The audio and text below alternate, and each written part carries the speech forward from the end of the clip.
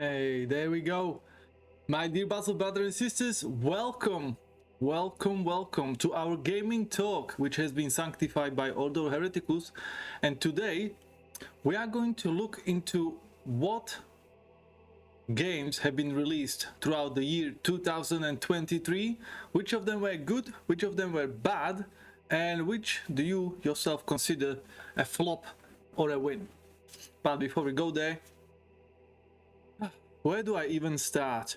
First of all, Sofa, Flame Cyan, Logan, and Jackster. Welcome. Happy whatever day it is. I didn't even check because I was kind of trying to scrape around, trying to get this shit show going. But yeah. Oh, Thursday. Okay, so happy Thursday. Welcome. And also, guys, if you by any chance have no idea who is Mr. Flame Cyan or Mr. Logan, just give them a follow, check them out, see who's what, and then come back and tell me what you think. How about that? Anyway, it's clearly Monday. Flame Cyan, you wouldn't know, would you? Or would you know? How is it? What? When? How is it Monday? Friday Eve. What? Friday Eve? How can it be Friday Eve? We first need Thursday Eve, and only then we can have Friday Eve. Am I right? Unless you guys are living in some kind of a warped, distorted reality that is not even real. Do you need help? Tell me in chat. If you need help, just nod, and I'll send help. I'll send Abaddon straight away. Logan, you're welcome. No worries. Whatever scene shite it is, I don't care. What? Jackson, why you don't care? You have to care because Singe is a lot of lies. So you need to care extra carefully and extra, like that extra bit up or above or whatever is the word, because otherwise you can end up on the wrong side of the law. I think Logan lives in Florida. That is a warp reality. Whereas I live in Michigan. Okay, excuse my stupidity, but where is Michigan?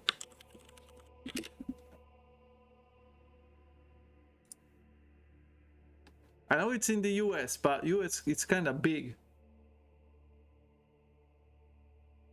Oh, is that a state?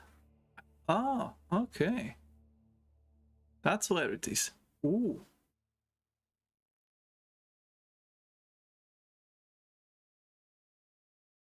Oh god, can't have shit in Detroit? Well, Detroit just became human, right? So they should be alright. Anyway, from what I can see on the map, it's kind of on borders with Canada, so we have it kind of close if we ever need to, quickly cross, right? No, Detroit sucks ass. I won't go anywhere near it. all right. Mega Cringe, thank you very much for reporting for duty. My sir, we will make sure that you will keep a guard in case any kind of heretic tries to come in and then start shouting about Starfield being a game of the year, okay? If anybody like that comes in, Mega Cringe, you are charged with the duty of shooting that heretic straight through the head and then come for a cookie. Welcome. Your mama become human. Sofa, how are you feeling? Are you feeling better now? Are you or is the Nurgle still sticking his fingers all around your mouth and all the other orifices? Logan is now our certified rogue trader when we need to smuggle ourselves. That sounds good. That sounds like a good position to be in, because anytime shit goes down, the smugglers get the money. The smugglers get rich. They get better. They get so Logan, I think that's really good place to be in. Understood? Well done, Mega Cringe. Perfect. And also didn't even Logan and Flame reported for duty. So guys, you know what? Since seeing what you have been doing, we are going to be sending you to guard the perimeter, because today the talk is going to be maybe a little bit, I don't know, can get rough. So we need some extra muscle on the perimeter in case people start getting nervous and angry. You know, somebody to spray them with the water gun, you know, or pepper spray or something. So we'll give you that. Speaking of which, Rogue Trader, good shit. Well, Flame, I wouldn't know, because it's kinda pricey. So I'm waiting with the Rogue Trader, because I want to play on my own, you know, not feeling like. The problem is, if I bought Rogue Trader right now, I would feel that pressure of, I need to start playing, I need to start streaming it, I need to start making a YouTube video, and it's an RPG, and you need a lot of time for RPG. And also RPG, it's kind of hard to stream, because nobody knows except the streamer what's going on, because everybody just dips into the stream every now and then, so whatever is happening is not really interesting, because, you know, you don't know, or you don't want to get it spoiled. And also, if I was streaming it, I can't really focus on what's going on, because half of my brain would be reading the chat and trying to think about something at least not too cringy to say, and then half of my brain would be like trying to play the game, and that's not really a good experience. So I thought, fuck it, maybe I'll get it as a Christmas present to myself this year. But yeah, I didn't buy it yet.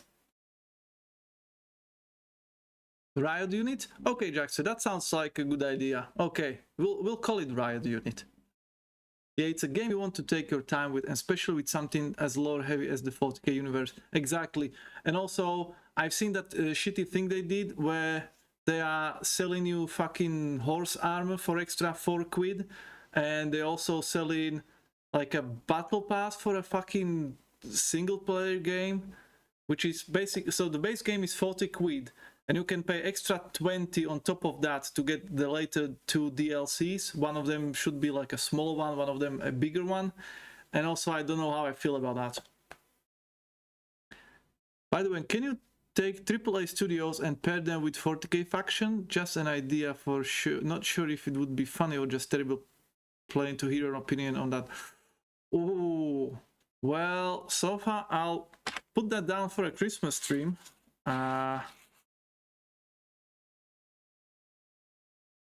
Match AAA company to Chaos Gods. Although one may say that most of them would be just plain Siege, because they are just lying bastards. Is Deadly Force authorized in this security-related role? Mega Cringe, of course. Of course. As long as you are not pointing that gun at me, go to town with it. So far, I know you are sick, so I let this one slide, but please behave yourself and make your bowels behave. Thank you.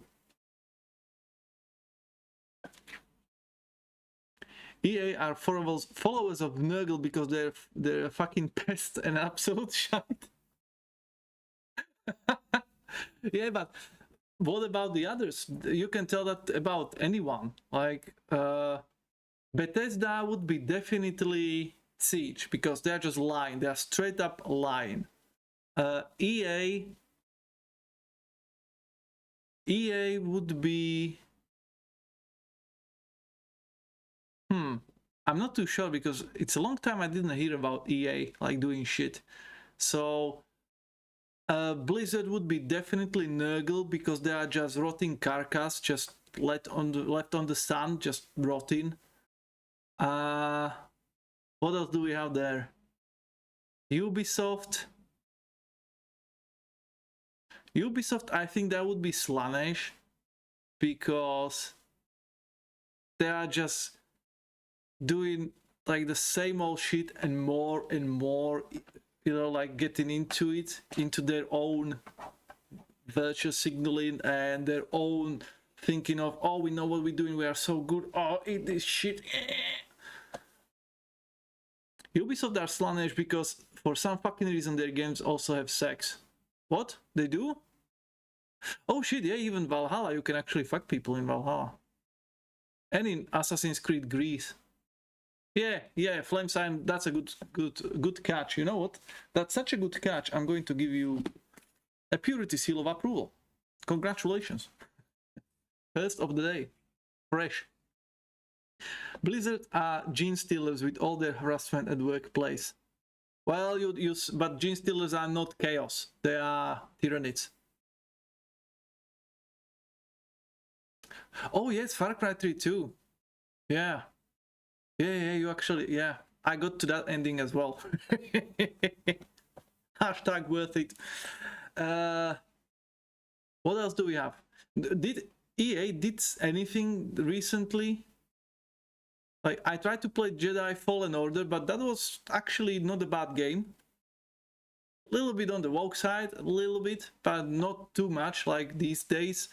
And also, what I liked about Fallen Order was that Metroidvania feel, as well as overall progression. So, it was not a game for me, but it wasn't that bad, and that was EA. FIFA, that is not FIFA at all. Oh, yeah, I completely forgot about that. Yeah, but that's like your yearly franchise. But is there any AAA studio that we could relate to Korn? Anybody like really killing everybody through their maybe tweets or something? I don't think so. I think EA is Orc War. They think on profit or something. Nah, EA is just kind of quiet. They are just doing their thing. I think EA just learned their lesson, and now they're just making billions of money from FIFA that is not FIFA anymore, and they are just happy re-releasing some shit. Oh, obviously, yeah, Sims 4 and 1,000,000,000 quadrillion DLCs for the Sims. Yeah. Embracer Group is Korn because they murder every single studio they grab and build a fucking throne out of their carcasses. What? Who is Embracer Group? Although that could be said about EA because they used to buy out studios and then kill them. They did that to Viscera game, with who made Dark Souls, Dead Space. Windows is Korn. They buy everything. Korn is about killing and blood, not about buying shit. Embracer Group. Let's have a look. Formerly Nordic Games. That doesn't sound familiar. Wait, is that has something to do with THQ Nordic?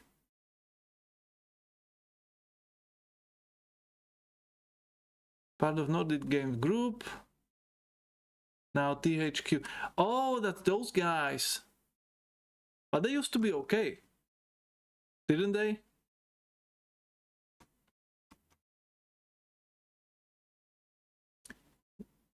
No, they closed Volition, Free Radical, and bunch of more studios. Really?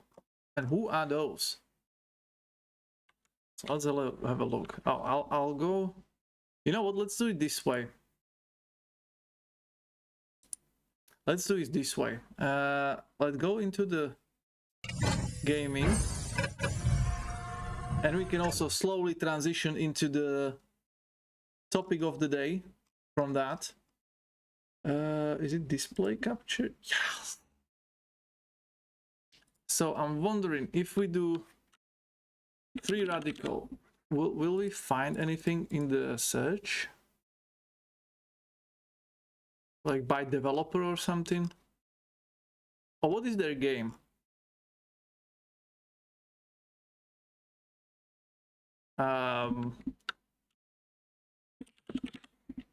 Let's see if that works.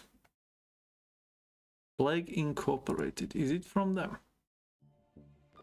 No, Endemic Creations. Anyway, Time Splitters franchise.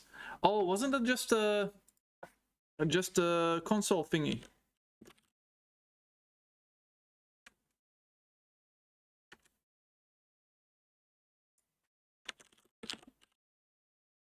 Time spoiled. Can I type even? Yeah, there's no time splitters. Yeah, that must be some console game, so I wouldn't know. Evolution are creators of Saints Row. Oh, okay, well, they fucked it up themselves, because the last Saints Row was such crap that I wouldn't be surprised if they were closed after that, because Saints Row 3 was great. I didn't play Saints Row 4, but... or is it the Saints Row 4, the new one? Which one is it?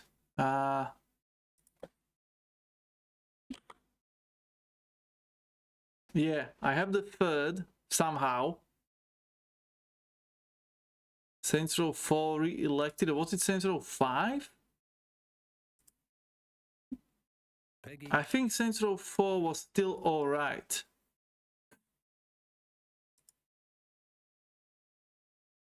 Yeah. I think it was Saints Row 5 that fucked up completely. Saints Row 4 is rework of Saints Row 3, but with digital superpowers. What? No, there is 18. There is Saints Row. Oops. Saints Row the Third. Then there is Saints Row the Third remastered. So I'm guessing that's going to be what you mean. And Saints Row 4 re-elected. It's a new one. Holy shit! You can get for £8 you can get the whole Saints Row quadrilogy plus all DLCs. That's not a bad. Wait, what? I do have these. What? I don't even remember. Was this free at some point? Like Saints Row 3 with all the DLCs? Because I would definitely not buy DLCs for Saints Row. This must have been some free shit I grabbed at some point. Oh, it was free. Okay, because I'm like, wait a minute. I know I'm an idiot, but I would never buy DLCs for like this. Okay, thank you so far. Whew. Here's the painful part. They also own a lot of IPs from Crystal Dynamics, including Legacy of Kane. Well, Legacy of Kane has been dead for quite some time, although I still didn't play. I remember I had issues as a younger Inquisitor. I had issues finishing Soul Reaver 2 because it was too hard. I couldn't tell where the fuck I am. It was just the graphics are so shit in that game that I can't tell one place for another, and then I couldn't navigate. But maybe I'm guessing that's just me. And then I really liked Legacy of Kane 1. That was an amazing game, although it's cursed. I finished Legacy of Kane 2, Blood Omen 2. I finished that one, and then I couldn't get the Soul Reaver, so I left it there. But I still have Defiance, I think. Saints Row 4 is rework. Wait, what? It's 1, 2, 3, 4, and 4 got out of hell. Yeah.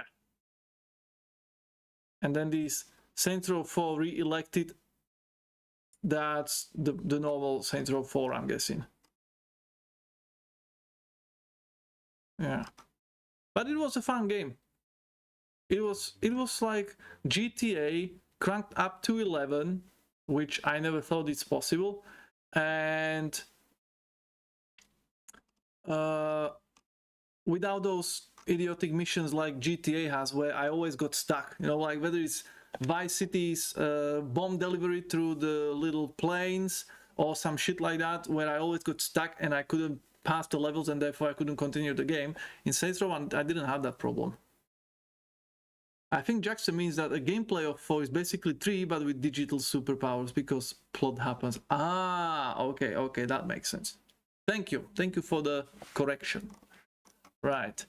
So, speaking of games, by the way, guys, today, if something is not working, then I do apologize, but I don't know what happened. But first, my webcam was completely fucked, and it took me like 5 minutes to get the lights and colors at least this way. And then the touch portal decided not to work, so I have to operate everything manually, so I can't really do much. So I do apologize if something else doesn't work, like bots or sounds or something. I'm sorry, but today the machine spirits are kind of angry, so it's not my fault, okay? It's not my fault. Right, so speaking of games, how about best and the worst of 2023, my dear battle brothers and sisters? Also, question for you guys: what was the best and the worst game you played this year? Inquisitor, sir, I'm afraid we had to redirect emergent energy from the Gala fields to your PC to fix everything. No, I would not allow that, because you can't weaken the Gala fields, okay? You cannot. So that's why shit is not working. Rights were outdated? Probably. Access denied. Yeah, not funny so far, not funny. Because now, if I wanted to bonk Sofa into the heresy jail, I would have to do it manually. And that's not as fun as just pressing a button. Not under my watch, Machine Spirit is unhappy. The best game from this year or best game we just played this year? Ooh. Let's go for this year. Let's go for this year. Let's keep it in 2023. We can do the best game we played this year on the New Year's stream. My answer is World of Warcraft. Jackson, but do you mean it as a good or bad or both? Is it the best and the worst game you played this year? Yeah, so far it's a Gala field because that actress who played Buffy the Vampire is power in this field, so that's why it's called Gala. Both? Okay. You know what? I'm going to keep a score of what people say. So, best and worst. So I'm putting there World of Warcraft and World of Warcraft. And also we should maybe put that as a question of the day. Best and worst game of 2023 is 3 dots question, and there we go.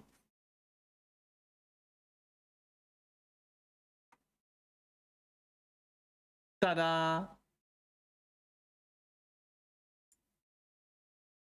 Okay, so this year's best game for me was Alan Wake 2, specifically because I played Alan Wake 1 and Control before playing it, and it was amazing how it all fell together. Okay, so Alan Wake 2.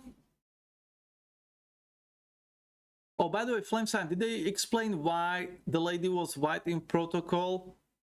Or whatever was it? Oh, Control, sorry, you didn't play the other thing. Okay, never mind then. And the Jackson said it started as bad and it became good. So nice redemption arc there, Jackster.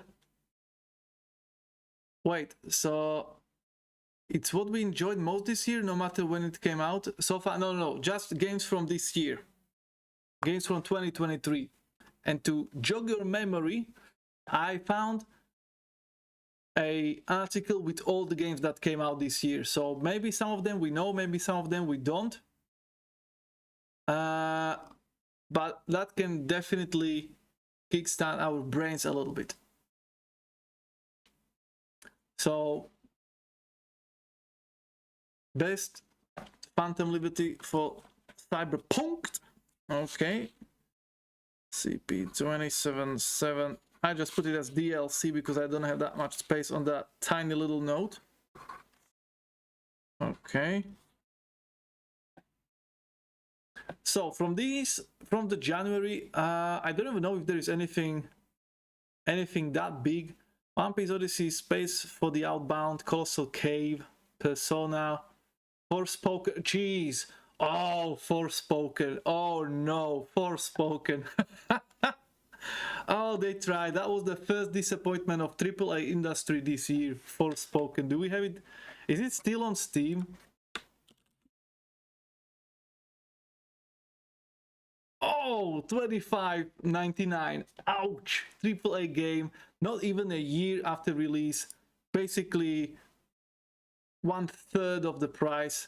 Holy shit, it even has a demo. But guys, I'm not going to play this demo, okay? This game is not going on my demo day list. Fuck you. Small spoilers for Alan Wake 2. The Finnish janitor from Control actually shows up. I am yet to play Control. Only counting what I played personally. Don't own Baldur's Gate 3 yet. Yeah. So far, that's the question. Yeah, it's basically just the personal experience. I'm just doing our little best of. But for the like overall what looks like the best, we can discuss. But yeah, holy shit.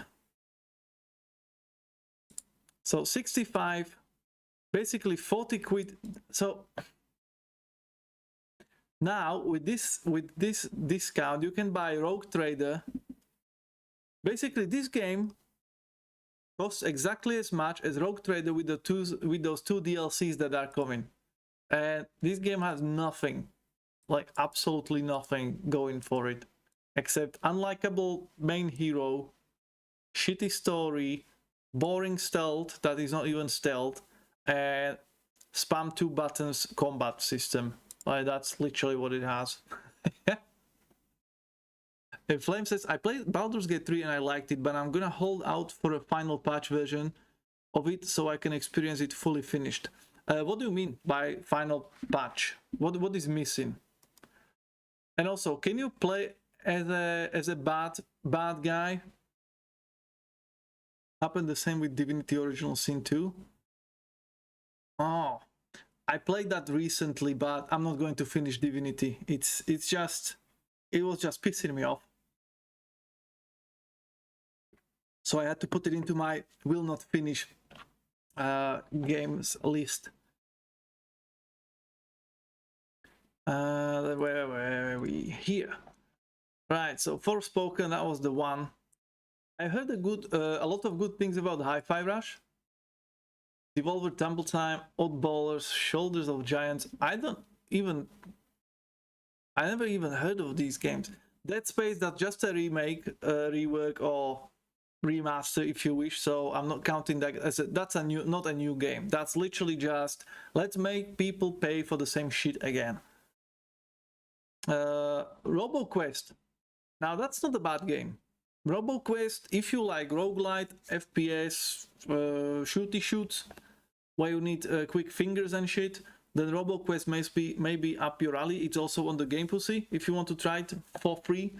So I did try it. Not my cup of coffee, but it's not a bad game. I just don't like losing everything and not really. I didn't feel the progress, you know. Like, it just felt like I'm playing the same map over and over and not really making any progress. That was my only gripe with it. Unlike with Gunfire Reborn, where I felt I'm progressing. Age of Empires 2 Definitive Edition. I'm not too sure if this is Definitive Edition, because that fucking game has been released and re-released and remastered and reworked, and it's still getting DLC, so I'm pretty sure this is not Definitive Edition. In Culinati Undisputed, I don't even know what that is. Avatar Generations, that's a mobile game. Okay, so anybody had anything on January? Because for me personally, except the Forspoken debacle and Dead Space re-release, there doesn't seem to be much going on in January. There is a whole origin story based on just killing and being evil. It's not missing anything, quite the opposite, they're adding shit ton of stuff. It had the terrible misfortune of playing the Gollum game, so that's my worst game ever. No! Why? Don't tell me you bought that shit, Flame, please. Please tell me you didn't buy it, and if you did that, you refund it, please. So, Gollum, I'm putting that on the worst list. Oof. Oof. We are all smart here. Nobody has the worst game, and I am thinking hard, and I don't have one as well. because we don't buy shitty games and always check gameplay or reviews first so we don't have personal experience. Well, so far, not true, not completely true, because Game Pass. For instance, I played Starfield, and I can tell you that's a shit game right there that I played this year.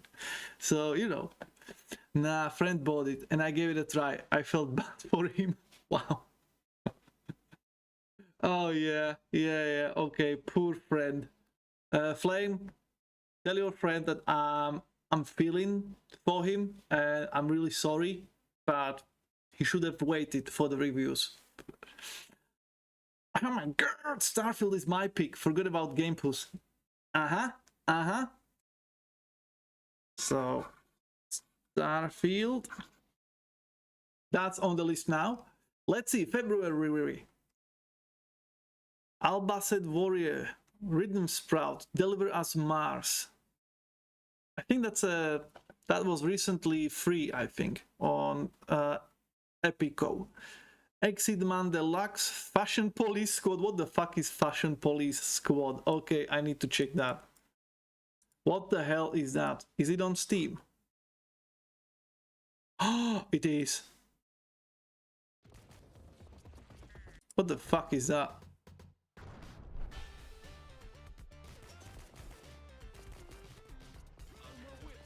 It looks like one of those old Doom games.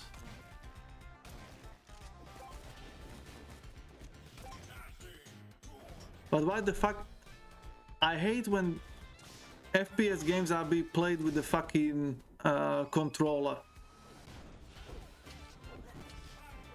for a trailer.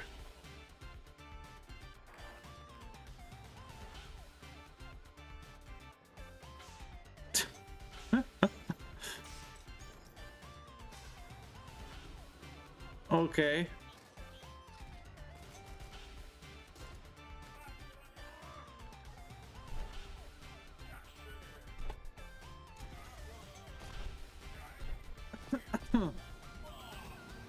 Tailor-made justice, I see what they did there.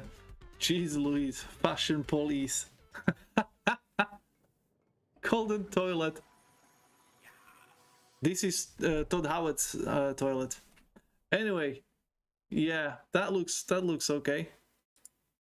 That looks alright. I was expecting some JRPG bullshit simulator, you know, but this actually doesn't look bad. Fashion Police is amazing. It's a classic FPS, but instead of killing people, you're fixing their clothes. Your machine gun is a sewing machine, so to fix oversized clothes, you have a drainer of terrible colors and even bitch slap some sense into them. That sounds like a good game then. And on Starfield, I tried it, but since I don't have any SSD, my game just wouldn't sync any animations correctly and audio was missing. Oh, that's because of the SSD? I had the same problem, Flame, but I do have SSD, but I only use them for video editing and running my operation system on it. So I installed Starfield on my normal drive, and I also had issues with audio sync and everything, and I thought it was just bad optimization. I didn't know it's because of that. Cool. Well, today I've learned. Anyway, Fashion Police looks good. Looks like fun game. They admit it's not serious, so no problem with it. Exactly. Here's of the King, Perish. That sounds interesting. The Pathless, Speedway Racing, Spellforce, Scorchland, Metroid Prime Remastered. Hello. Hogwarts. Oh, Hogwarts Legacy. That was a big game. Anybody tried it? I've heard good things about it. Blank, Swords of Kronos, Tomb Raider Reloaded Mobile. Okay, hello. City Skylines Remaster. Returnal. That sounds familiar.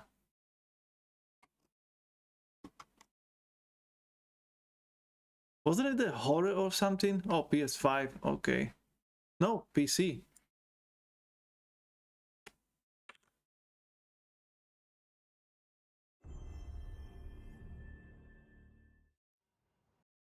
You did? It's okay. Wait,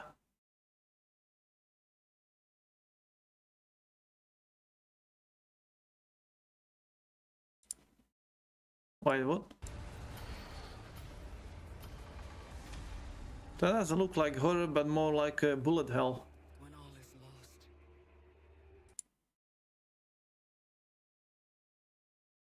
Yeah, that's more like a bullet hell rather than a horror game. Okay. Yeah, it's just fine, not super amazing or anything, just okay. Alright. Oh, Return is a roguelike. Okay. The Last Starship, Eldorand, Pinball, Tales of Symphonia, The Settlers. Oh, that was a flop.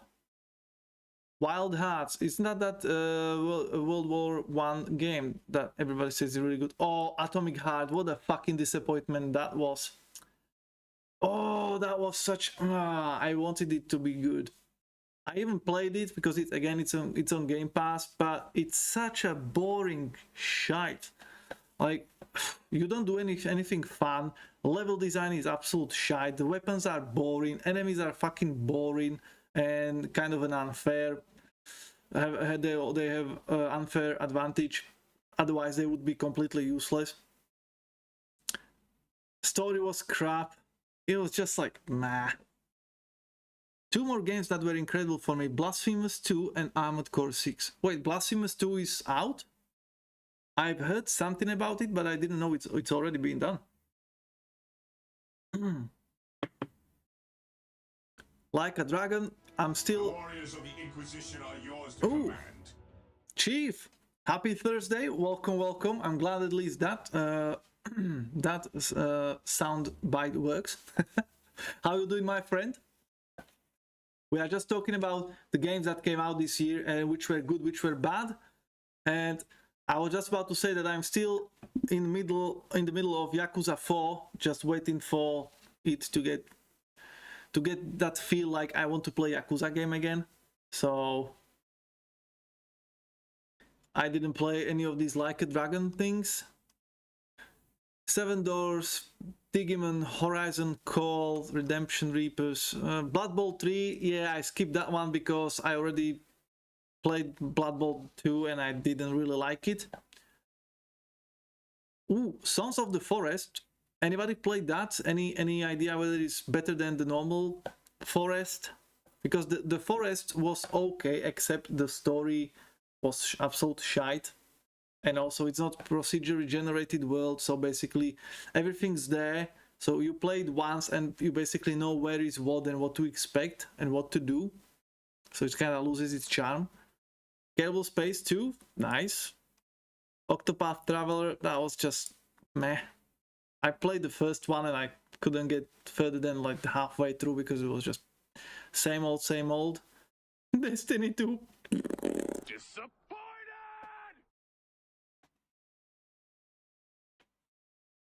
Manage, I guess. Wow. Chief, that doesn't sound very hopeful. How are you? I'm fine, thank you for asking. Actually, Cat is sitting right next to me, but I don't want to piss him off because he usually doesn't come close when I'm streaming because I'm too loud and he doesn't like loud noises. So I kind of want to teach him that it's okay to be here while I am loud. And maybe at some point later on he will get used to it so I can start showing him more on the screen. Otherwise, guys, I would show you some pussy today. But not yet, not yet. And Jackson, I've seen your redemption. I just wanted to get through to the February titles, and we'll get to it soon.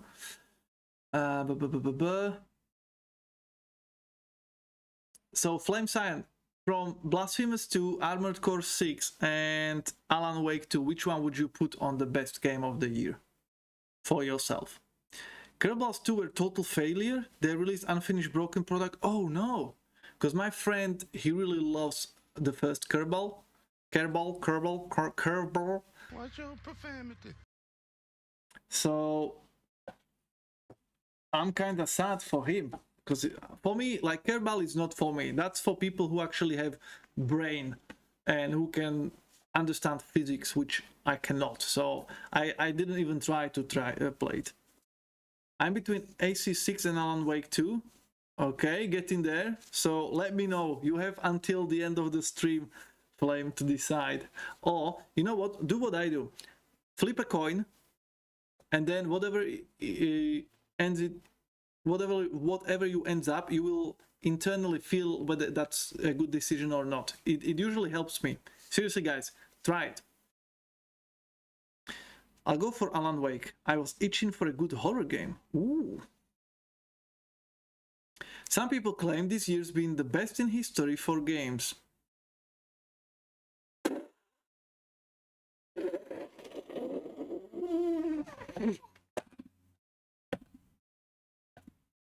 Unfortunately, my fucking touch portal is not working, so I can't even play the laugh track. What the fuck? How dare you?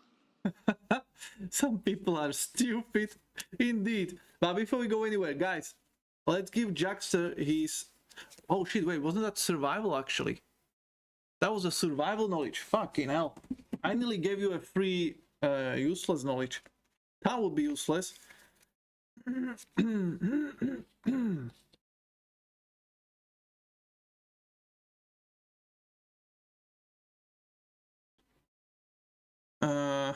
We are still on essentials of survival.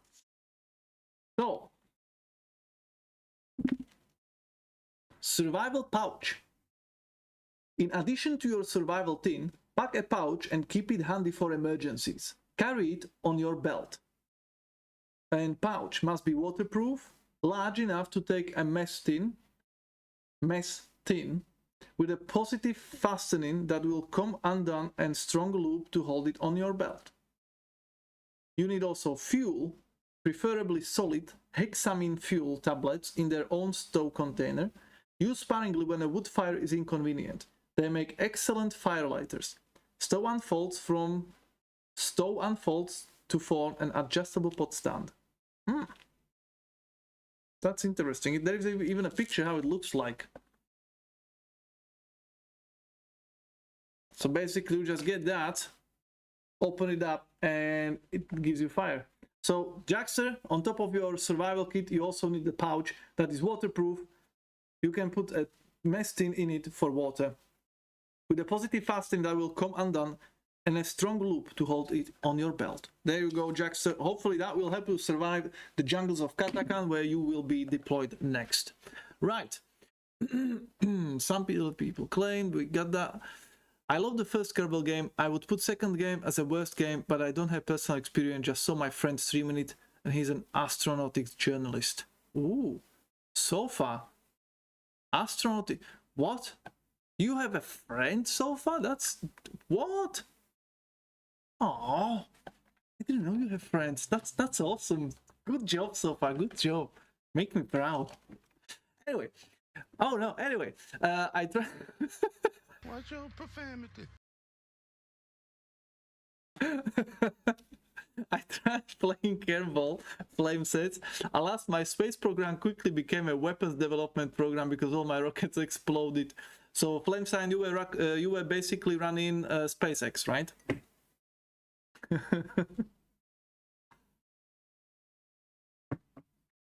Okay. And also, Chief, today's question of the day: what is the best and the worst game you played this year that came out this year?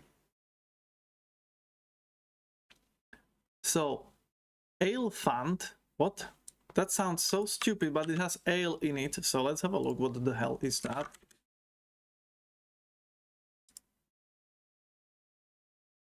What? A world less abstract puzzle game about language. Okay, it looks interesting, but also...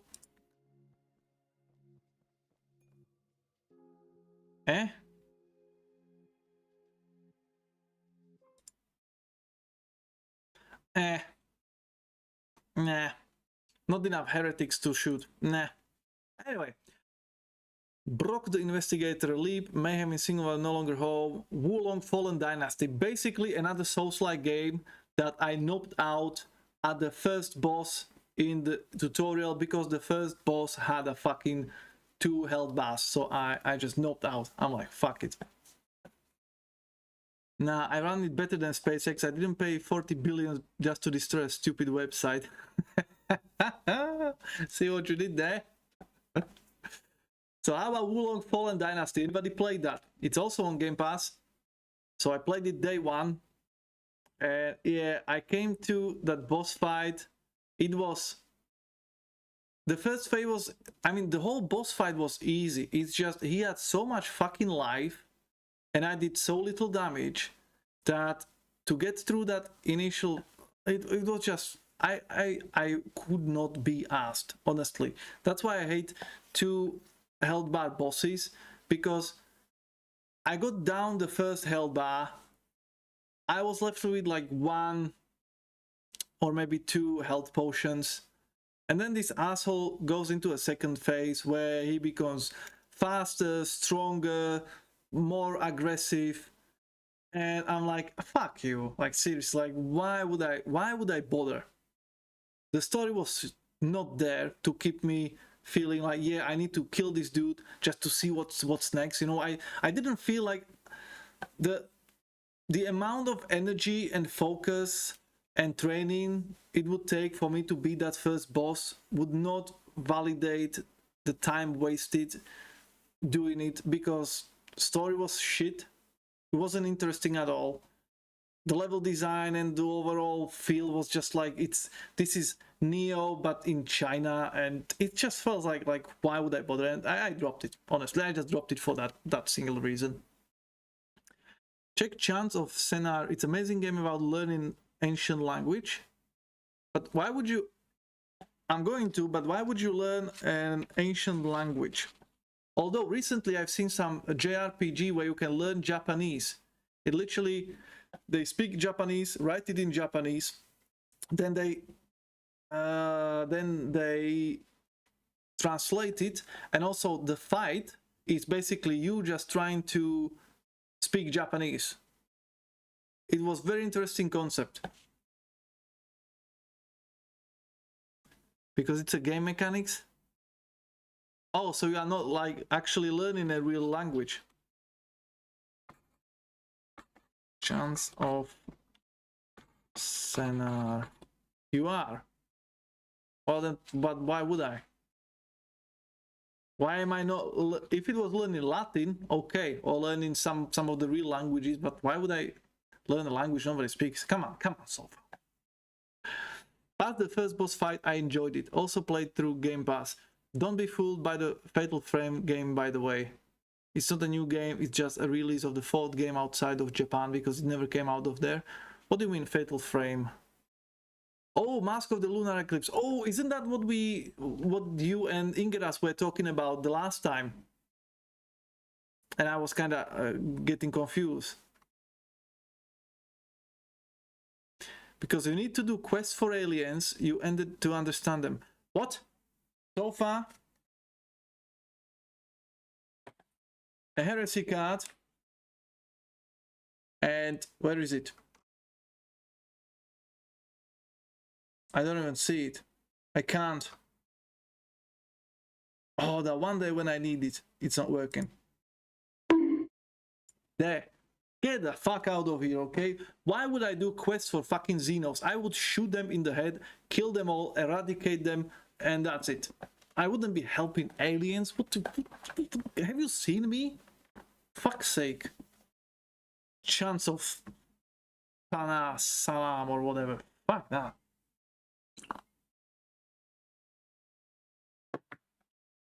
That one was Maiden of Blackwater, which is the 5th game and was exclusive to the best console in all humanity, the Wii U. Hellblader, welcome, happy Thirsty Thursday. Is this Inquisitor Kane? No, unfortunately, Inquisitor Kane is sick, so I am taking over. So, sorry Hellblader, today, if I know that you took a shower and you prettied yourself and everything, but unfortunately, Inquisitor is not in today. Sorry, your Inquisitor is in the next castle. And also, What is the best and the worst game you played that came out this year?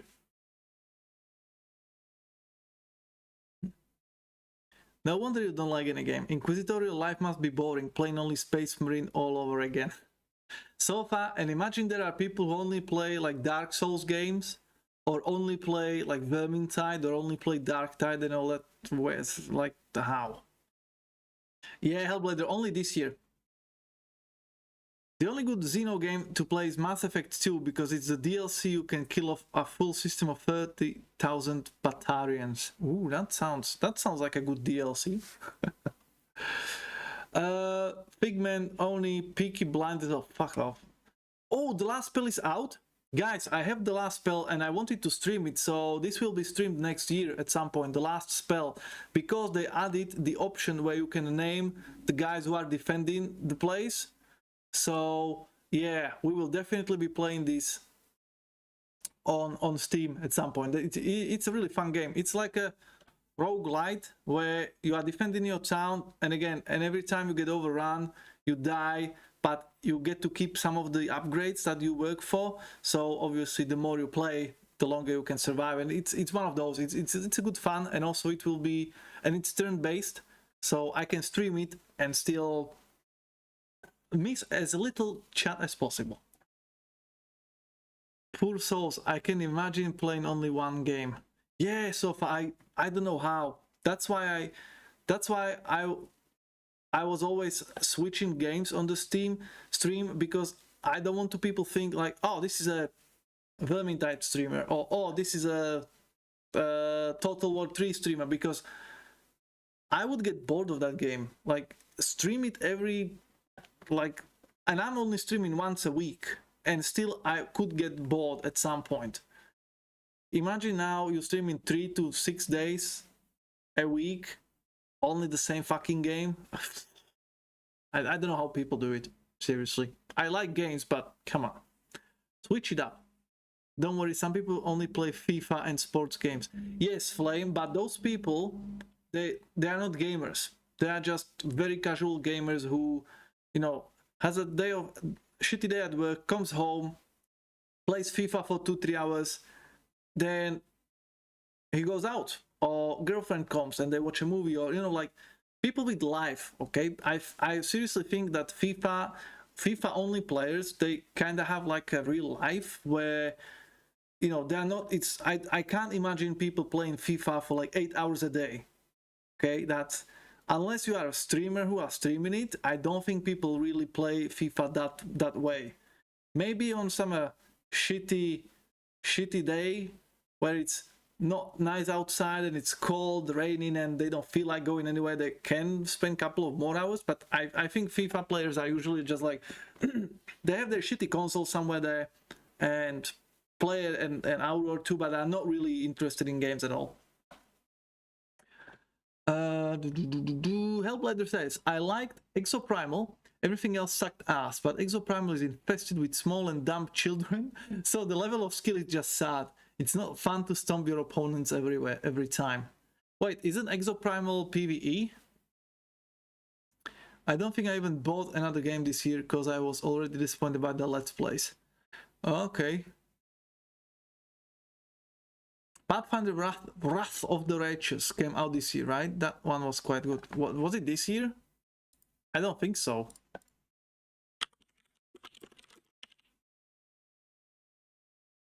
What the fuck? Why is there like 5 million versions? No, 2021. And that's enhanced edition.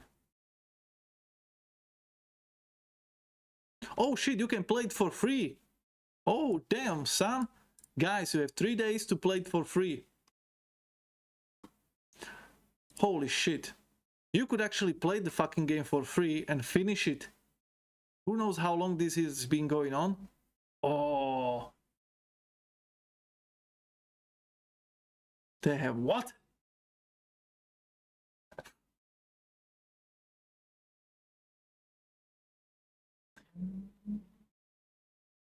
Right, lore sucks. Mod support is terrible. It's PvE, PvP. Alright, alright. Yes, Enhanced Edition, exactly, Hellblader. How did you know? That's the special edition in that will add the German Oktoberfest instead of these like carnivals. Yeah, that's the one. And instead of these monsters, you are battling big sausages and drinking beer. But this is actually cool. You can play the game for, unless it's some kind of a... I'm pretty sure you could finish it. If you really no-lifed the fuck out of this game, you could finish it in 3 days. Oh, you prefer having Zweihands? Maybe Zweihands? Are you at Zweihands? Ah! This is what we needed. Anything else interesting here? Valheim was released. That's not a bad game. Although I'm kind of tired of survival building shit type of games, but this one also has some monsters that you can battle, so it's apparently it's really good. Wrestling, also Bayonetta, that's some Japanese shite. Oh, Peppa Pig World Adventures. Come on, guys, Peppa Pig, game of the game. The guys deceived Chia. Have a nice death. Storyteller. There's nothing big. Resident Evil 4, again, it's just a fucking remake, okay? We played that game years ago. Let's move on. Terra Nil, The Last of Us. How many... Was this the first time The Last of Us came out on PC, or... Because I have a feeling that this was on PC for quite some time now, and they even made like 3 remakes already. Dredge. I played that one. That was not a bad game. Definitely not Game of the Year or anything, but it was a nice little game. Ravenbound. I know many people were talking about Ravenbound. So first of all, let me check The Last of Us. Oh shit! Still 50 quid. The Last of Us has more remasters than actual games. By the way, Hellblader, so should I put that Exoprimal on your best of 2023? Well, I want to buy this game and play it at some point, but not for that price, because a lot of people say it's a great game. Apparently, it has really good stories, but also a lot of people say it's not really good. So I'm not going to pay 50 quid for something that may not be good. But apparently the story is good and the characters are good. So I'm trying not to get it spoiled too much. I know I got spoiled some minor stuff, but yeah, I tried to keep this out of sight for myself. But yeah, I would like to play it at some point, but it first needs to get down to some normal pricing, because 50 quid, that's just no. You don't have anything else? Okay. And what about the bad games of 2023? Oh, wait, no, you said that you didn't buy anything else. Also, Hellblade, may I interest you in Game Pass, where you can literally for 10 quid, you can play a fuckload of games, even like day one. So I'm gonna put Exoprimal.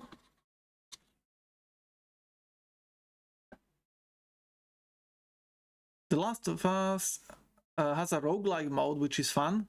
Flame, elaborate, please.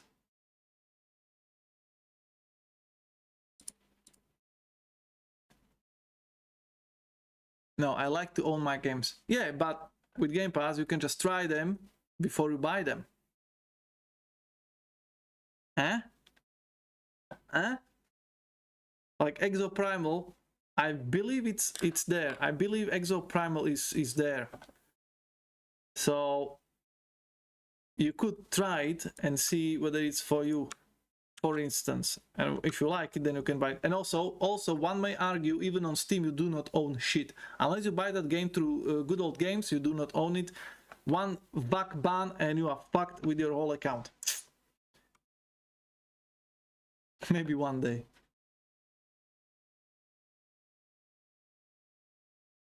I was thinking of testing it one of these days. Yeah, Flame, absolutely go for it. Last of Us 2 had an update that added this cool roguelike mode.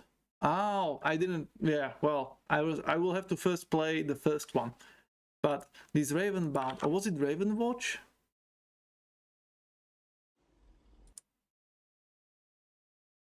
Yeah, this is definitely not what I meant. Okay. That's not what I meant. Okay, so it seems like March wasn't that big, except a couple of remasters and shit.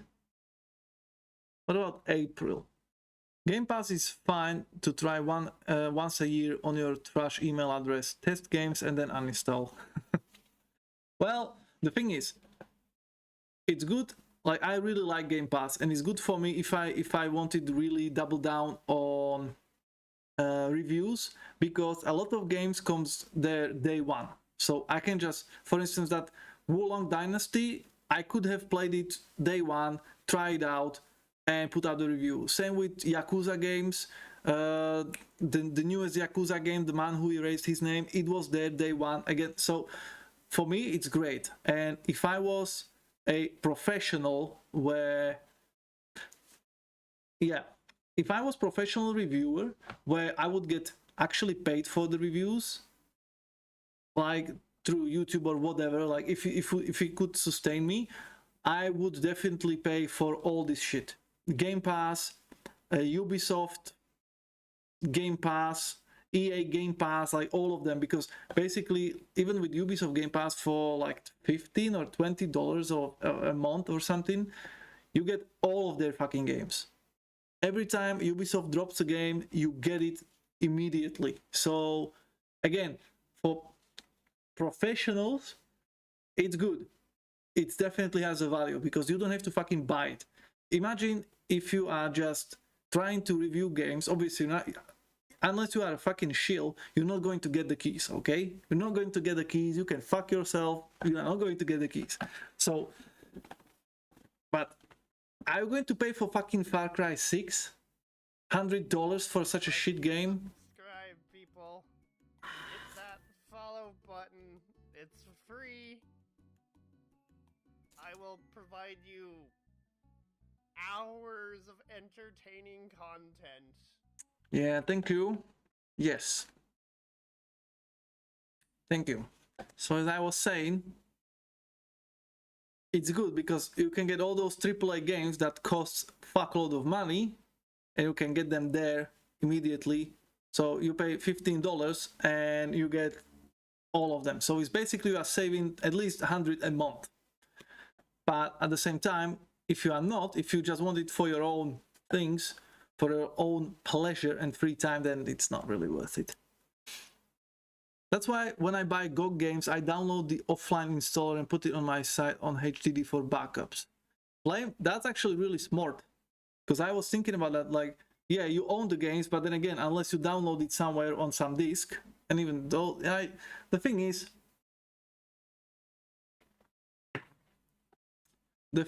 for me, there is so many free games and so many games all over the interwebs these days that even if I lost my Steam account, I have so many games left on GOG and Origin and Uplay and what's its name, Epic, that I would be sad but not really too bothered. Also, Game Pass, it's great value, gives you access to fuckload of games, so you know, it's not that bad. And also, owning your video games, okay, you own a game, and so what? As if you are going to lose your Steam account, or as if you were going to lose your Epic Store account, or your Game Pass account, something like. Unless you are doing some shady shit, you're not going to lose your Steam account or any of the game accounts. If you own your games and have them on hard drive, a little bit of water, a little bit of magnets just floating around or whatever, and you lose them anyway. You have them on DVD discs, well, good luck, because those DVDs are going to be unreadable in few years.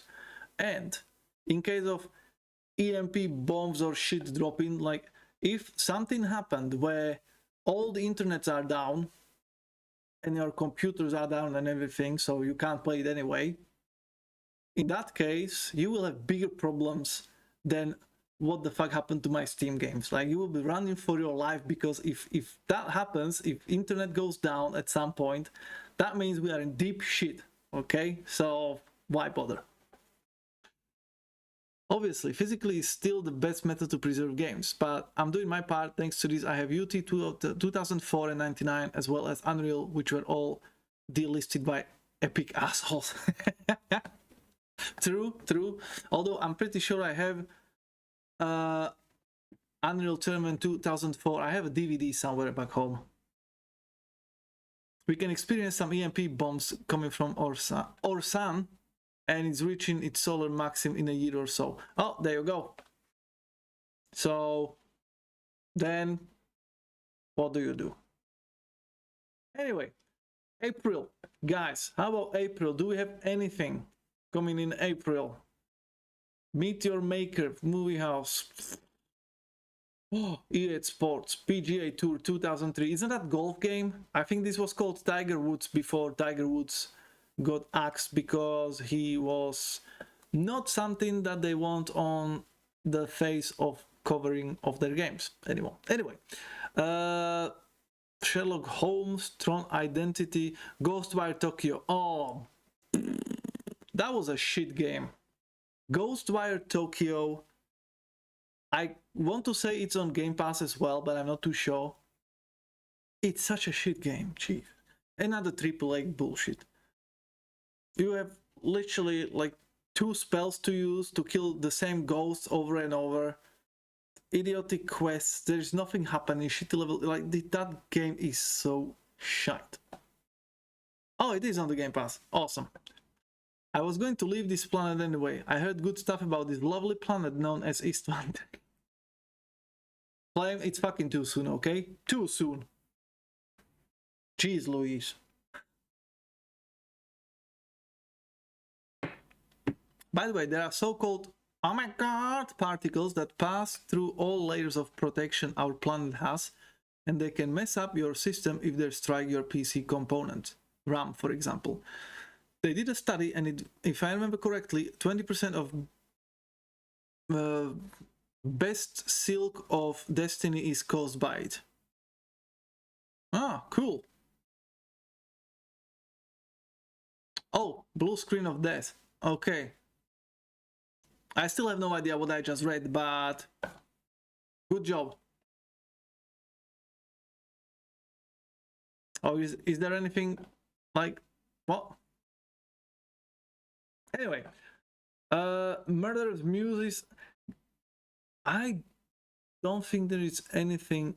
Oh, Hello Kitty and Friends Happiness Parade. It's on Switch, guys. Anybody having Switch? Game of the year right there. Sharkpunk Verminfall. Not a bad game. Not a bad game. Not the game of the year, but really good one from that role. God of Rock. Hello. Minecraft Legends. Coffee Talk. Oh, Amityville VR.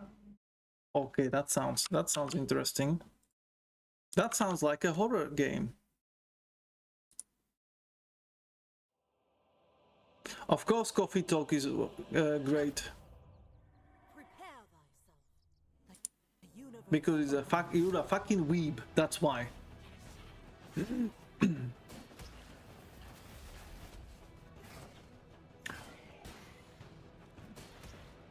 Oh, so they remade it into VR.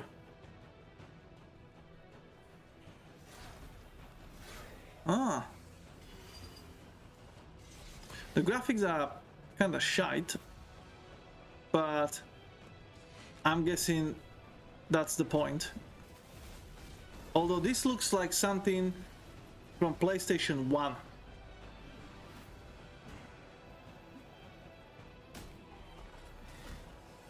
This literally looks like PlayStation 1 game.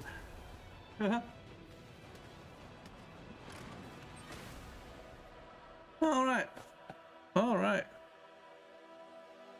I was hoping for a horror game. Never mind, never mind. Because horror game in VR must be amazing. Re-inventory. I'm waiting for this one to drop in prices as well. Looks like an interesting game. Stray Blade, Dead Island 2. Oh, that was a disappointment for many people. I know a lot of people were expecting, I don't know why people like Dead Island 1, but they were really hyped for the second one. It was postponed for a year or two, then it came out and it was like, nah.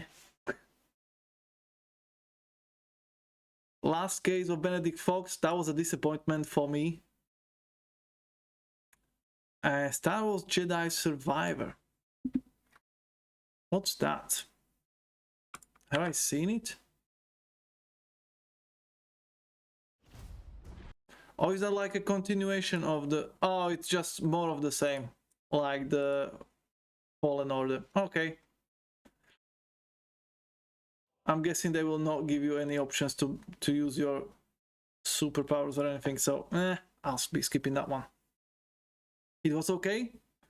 The Last Case of Benedict Fox wasn't bad, it just wasn't good enough. Like the enemies were quite boring and it was... Oh, you mean Dead Island? Yeah, like people were don't know Benedict nor Fox. Hey, I see what you did there. Benedict Fox, I actually reviewed it, so if you would like to go to my channel and watch that video, you will see why I didn't like it. But with the Dead Island 2, I remember Dead Island 1. It was such a disappointment because it had amazing trailer. Like Dead Island had one of the best trailers for a zombie game I have seen. Is it this one? No. Peggy 18. No, that's not that one.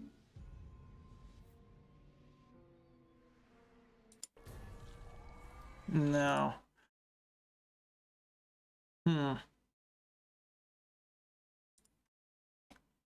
Let me see if I can find it for you.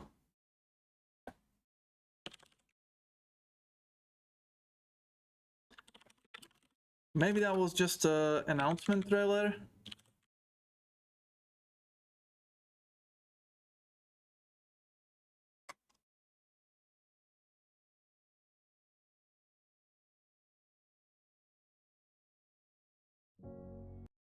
Yep, that's the one.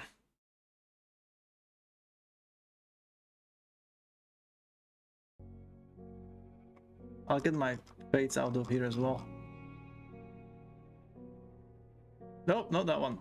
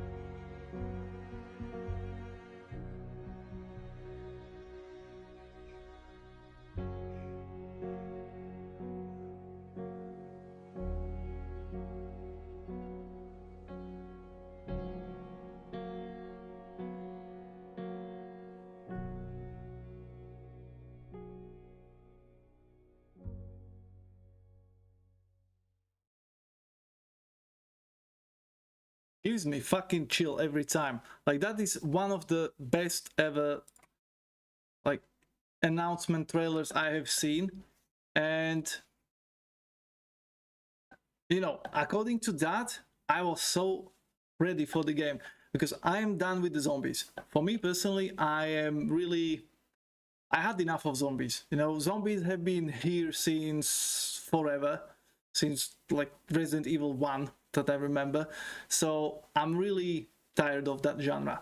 But when this released, I thought, wow, finally we are going to get a good zombie game where we are going to have a great story and a lot of, you know, like... I was hoping for it. I was hoping this will have a good story. I was hoping that you will get connection, you know, with the characters and everything, because from that video that we've just seen, you see the whole tragedy and everything, and the way they made it makes you feel the feels. You know, it's something that games, and especially games about zombies where you are supposed to just, you know, mow through them and don't give a fuck and have a good time, they don't give you that. So that's why I was hoping that Island is going to be different, and then it wasn't. It was just your boring fetch quest. What was the other game? Not Left 4 Dead. The one Carl really liked. Dying Light. Basically, I couldn't tell Dying Light from Dead Island, except the settings was different. So that's why I was really sad that Dead Island didn't deliver. And then the second one, I knew that even if the trailer was good, I wouldn't really care. But for the second one, the trailer wasn't as good, so I didn't even try. But if it ever gets on Game Pass, I'll try it, but only if I have nothing else to do and I'm really bored. It's not really my type of game anymore. And that's the problem. Like, so many games get you hyped, get you think from the intro movies and from the cinematics trailers that this is going to be different, this is going to be something new and something great, and then you get a taste of it and it's the same old, same old. But still, there is a hope. There is a hope that Last of Us will be exactly that. I'm hoping that Last of Us will be tried and true formula of zombies, but with a meaningful story that will make me feel feels and make me care for the characters. Because with the most of these games, you don't really care about them. You know, it's just like, that's some dude, that's some lady, and you don't care. You don't care. I like Days Gone. Days Gone. Oh yes, I played Days Gone. I don't think I finished it. Yeah, I didn't finish it because at that time I was in my stage of I tried to do the whole game. So I tried to do all the side missions and shit, but the side missions are the same all the time. So I'll try Days Gone one more time at some point later on when I forget what was it all about.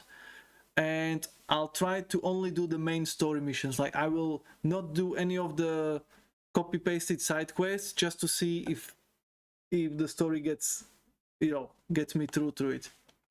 But it wasn't that bad. Days Gone wasn't, I wouldn't say, yeah, I would say Days Gone, it's not the worst game that I've played, and it's actually maybe on one of the better zombie games that I remember. Yeah, that's how I would sum it up, but I still need to finish it and then I can say. Unlike the Redfall, it's also on Game Pass, and holy shit, was that a disappointment. That's another AAA game that absolutely flopped. I don't even know, are people still playing that game? Are people still playing it? Let's have a look. Or is that Steam chart? Although, yeah, this is just a Steam chart, so who knows? But Red fuck. Okay. Redfall. Is it even on? Oh yeah, there we go. Oh shit, 53 players. Oh, damn, son. So 53 people playing it on Steam right now at this time. The game released in May. 7 months and the game is dead. Fail fall. Indeed. So we have 53 people on Steam. Let's say, let's be nice, okay? It's Christmas time, let's be nice. Let's say there is another 60 people playing on Xbox, so that's 100 people playing. Wow. And maybe a couple of console peasants. So let's say there is 200 people playing overall. That is so sad for a new AAA game, such a fall. And I played it, and it has everything that you can literally hate about the game. It has boring missions, unlikable characters. Literally all of those 4 characters that you can choose from, they are all assholes. They are all idiots. The least asshole-ish was the Indian British guy who was a scientist podcaster. I don't, it was such a bullshit combination, just made for the cringy teenagers and who knows what, you know, box ticking bullshit. And he was the least cringe, but still, even he, like, this is my biggest gripe with the games these days, that people don't behave according to the situation. You know, it's all fun and games. And that's what's pissing me off, because it shouldn't be fun and games. So in Redfall, story-wise, the vampires rise and you are trying to escape, but they kind of raise the water around the whole island, so literally into like a couple of kilometers up, so you cannot leave. So you are trapped there with a couple of survivors fighting the vampires, and you are having fun. Like, what? Who would have fucking fun in that situation? They should be all pissing themselves or being angry and trying to do their best to survive and fight back. They shouldn't be going out and be like, "Oh, yippee-ki-yay, motherfuckers, let's kill some fucking vampires, yeah, bitch, yeah." Like, what the fuck? So, yeah, on top of all the other issues, because, yes, the Redfall launch was a disaster, but that's kinda normal these days, where AAA games are being shipped out half-baked, day 1 patch, day 2 patch, 24 hours patch, and all that shit. So I wasn't really looking at that issue, because I knew, like, whatever typos or whatever bullshit like that I encountered in game, I knew that's going to be fixed, because that's only technical issue. But you cannot fix bad writing, you cannot fix bad voice acting, you cannot fix shitty level design and copy-pasted busy work that are the side quests. So yeah, anything else? Ravenlock, Hogwarts Legacy. So again, I don't know if you guys played it. I heard only good things about it. Nobody really hated on it. Me personally, I don't care about Harry Potter or whatever. I only care about Harry Potter, and I've seen all the episodes now, so not much for me. But yeah, I never heard anybody saying that it's a shit game, which is interesting in this day and age. Now, Darkest Dungeon 2, I was looking forward to it, but I still didn't play it. I'm hoping it will be good. Let's have a look. What's the price on it? And also, anybody played it? Is it good? Is it as good as the first one? It is not? What? It's spit in the face? What? I know failure well. How? Look at this. Looking at the ragged edges of your mind. The narrator is back. Spread through the veins of the world. Look at that. I trembled at its terrible reverberations. Reverberations. Come on, Sofa. Seen its true nature. Beneath its bluster, deep within the debris of its crushing collapse, there lies a noble road. The same characters return, so they can save on graphics. You are not a prisoner of your past. That the fractured bones of this world can be mended. That a fragile flame, long guttered by sour winds, can blaze radiant once again. The time has come to face your failures. Or be Hellblader, consumed by you them. ruined it.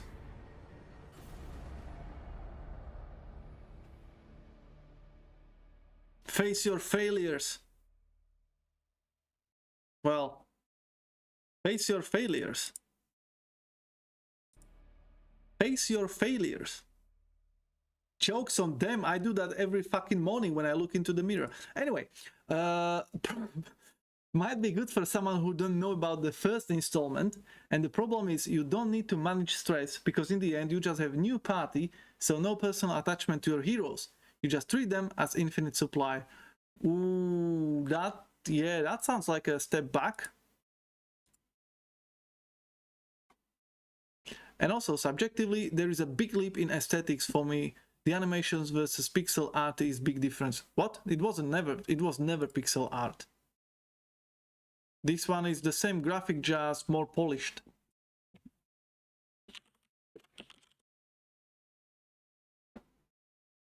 Fucking hell, still 20 quid. Like, it's literally the same comics style graphics. I mean, I love it. It's amazing. I really love the graphics, but this is not pixel art. Like, this is a proper graphics, proper comic booksy graphics.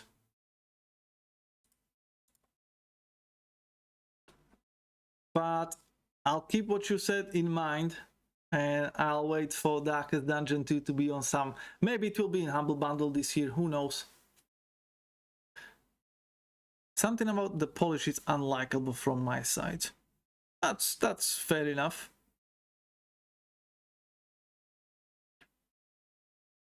That is fair dues. In that case, how about Legend of Zelda Tears of the Kingdom? I've seen P Nasty streaming this game.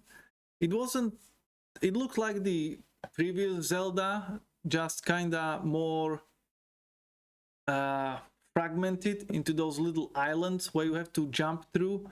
And I don't know, I'm not a big fan of Zelda. I never played any Zelda game, so I can't tell. Seems like people were praising it to high heavens from what I've seen on the stream, and from what P Nasty said, it was just okay. So I wouldn't know. Bolt Gun. Oh yes, baby, Bolt Gun. Now that's a good game.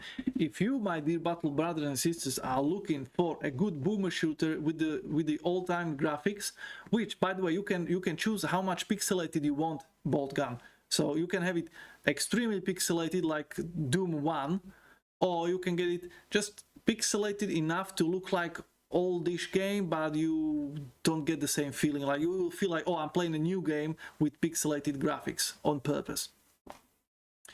And the weapons are amazing. The enemies, I would like more variety of the enemies, but it's okay. It's just a boomer shooter in the end, so you just want to kill thousands of them, so you don't really care about whether it's the same over and over. There are some lore-wise unsound decisions that have been made, because you are a what's it called? I think you are part of a Dead Watch. No, you are not even a Dead Watch. No, you are just some random ultramarine who gets hired by an Inquisitor to go to a planet to investigate. And that was the only thing that I didn't really like, because if an Inquisitor investigated a planet, they would not send a random ultramarine. They would send somebody from the Dead Watch. And also for that planet, I think there would be another chapter that would be way better suited to go there. I think this could easily have been a salamander soldier, because you are supposed to go there for a rescue mission, and salamanders are the only ones who actually give a fuck about people. So yeah, but that was just lore. That's just me being a fucking nerd. So ignore that part. It's a great boomer shooter. Get it now. About snakes, Bat Boy. Oh. As long as it's not Batty Boy. Lord of the Rings, Gollum. Hey, Shout out to Flame Science friend. That's another AAA bullshit. I wouldn't even call it AAA. The studio wasn't even well known, was it? Is it still... Do they still sell? Oh, shit. £17. That is still about £15 more than it should be. Mixed and mostly negative. Oof. Oof. By the way, to get all these reviews, like mostly negative, you need about 90% of either negative or positive reviews in the recent couple of days or months to get this tag of mostly either positive or negative. So, wow. And also, I really like this. Because I played Witcher 3 and Dark Souls 3, I should play Golem.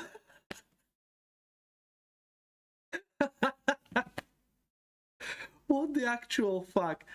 How the fuck they dare? How dare you, Steam, compare fucking Golem with Witcher 3 and Dark Souls? Are you fucking kidding me? What the fuck is similar? What? How? A game with a great story where your decisions matter, and a really hard game with a really hard combat. Hard but fair. How that is similar to fucking this wank. Oh, and it's only 17 quid because it's on sale, so it still costs 43 quid. Holy shit.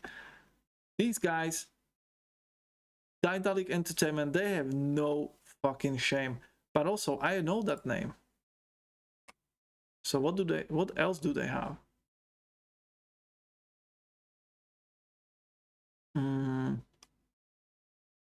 Capes, Wildwoods, Deponia. Wait, they do actually Barotrauma? No, no way.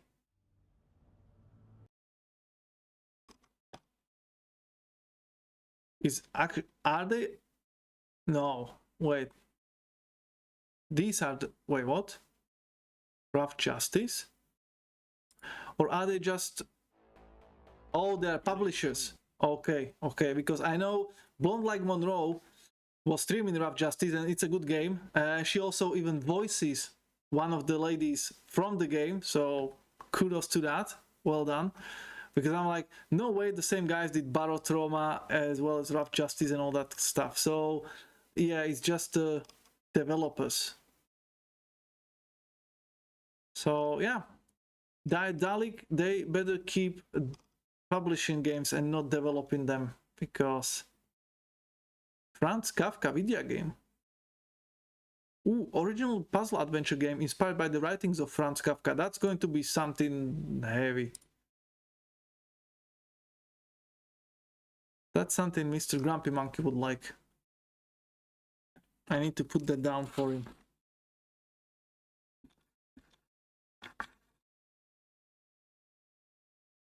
Okay, so that's that. Golem. And System Shock but that's, again, that is only a remake. So I'm not counting that as a new game. Oh, Shame Legacy. I got the key from the key mailer. I played it. I streamed it. I reviewed it. What a shame. Not a good game. Skip it. Okay, June. We are getting there, guys. Halfway done. Street Fighter 6. That's something that Flame and Mr. Don Sauce would know whether it's any good. From what I think I remember from, because I was asking Don Sauce on the Discord whether the game was good, and he said something that it was more casual people friendly. But I'm not going to say anything else because I may be remembering it completely wrong. But hopefully that was a good release. Amnesia the Bunker. Oh shit! Yes, I wanted to play that actually. Because it's on Game Pass. And I completely forgot about that game. So that's another thing to look forward to. because I remember thinking about like you could maybe make a funny video about it, because I think you have a army shovel in Amnesia Bunker, so you could kind of make it a Dead Krieg of Corpse video, but I didn't get that idea anywhere else, so I didn't do it. But now I remember, so maybe at some point. Right, Diablo 4, June the 6th. Diablo 4, absolutely disastrous release. Again, AAA game, again, triple shite. But apparently they did not abandon the ship. Apparently they are working on it. They are trying to bring more stuff, more content, more shit, more polish, more shit to do, and fixing the issues. But the question is it fixable? And that would be a question for Sofa, because I know Sofa plays that game 24/7. Because I wouldn't say it was that bad for Blizzard. Well, it wasn't as bad as Diablo 3 release, because the servers were more stable, I guess. But still, like creating a RPG with no end game, that's kind of weird. And can you fix the game? Because main gripes I've heard about the game were shitty inventory management, which you have to pay for, like extra tabs and crap, which again, you have to pay for extra tabs in Path of Exile as well, but at least in Path of Exile you are okay with those 4 tabs that you are getting until the end game, and it's only for more convenient, because usually in Path of Exile you're only going to focus on one thing, so those 4 tabs should be okay for you. Like you can easily do with them with that. But in Diablo, apparently everything is just cluttering your inventory and you can't even do anything about it. And many people were also sad about the skill tree, that apparently there are only 2 ways how to play each character and you can't really make your own builds. So yes, that it is fixable, but they would need to overhaul the whole level up system and the perk system and everything. So is that doable? It's really fine right now, but they use us for alpha testing and fucked up something again a few days ago. But it's on the right track, I think. But we need to be vigilant, as they might implement pay-to-win content.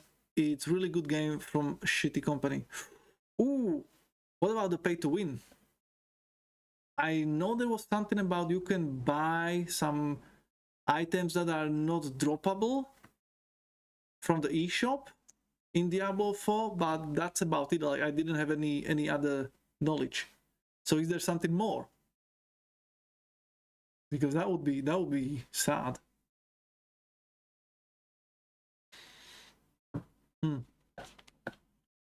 But I'm looking forward to Diablo 4 being a good game, because it's time for Diablo to have a good game again after all those years. Level up system is fixed, resistance is as well. Skills would be nice to have more variety, I agree, but it's not that bad if we compare it to Diablo 2. Well, Diablo 2... In Diablo 2 you also didn't have that much freedom, but from what I remember, Sorcerer you could have lightning, fire or ice. That's like the staple. Barbarian, it could be a war crier, it could be a tank or a slayer. Druid could be zookeeper, werewolf or werebear, although werebear was just like a fun because it was unusable apparently on like the hardest difficulties. So each class had at least like 3 playable ways. But from what I've seen in the videos about Diablo 4, you only got like 2 ways. Like you literally do like melee or range and that's it. Pay to win, no idea, was pissed off, so didn't watch the whole video and we'll wait what they actually release. And Diablo 4 Sorcerers, it has Ball Sorcerers, Blizzard, Firewall, Lightning, Crackling Energy. Oh! So that's 5, that's nice. That sounds like a step forward. Okay, so maybe it's just people being trying to make those clickbait videos, or Blizzard actually fixed the game from the time I've seen the video. Interesting, but yeah, I'm hoping it will be good. I'm still waiting for Reaper of Souls to hit 5 quid on Kinguin so I can buy it and try the end game of Diablo 3, because I was so pissed off. Because of you so far, I have reinstalled Diablo 3 and played it until the end, thinking I'm going to give it a try. Like I literally reset my brain and said to myself, okay, I know the story is shit, no point, beating the dead horse. So I know the graphics were outdated by the time it came out, but I thought I'm just going to get through the end game and I'll give it a shot. Like, I was literally ready to give it a shot with no prejudice. I wouldn't think about, oh, Blizzard is shit. I wouldn't think about Diablo 2 was better or anything. I just said, okay, I'll give it a try as a brand new game. So I finished the fucking game, and then they are like, oh, you want to play endgame? Fuck you, bitch. Buy DLC for another 30 quid. And I'm like, ah, bastards. So I'm still pissed off, and therefore I'm not buying Diablo DLC officially, because I'm not giving those assholes more money, because they literally just took a game, split it in two, and they're selling you each part separately, so they can fuck right off. But it's pissing me off. Still pissing me off. Anyway, let's move up. Let's move out.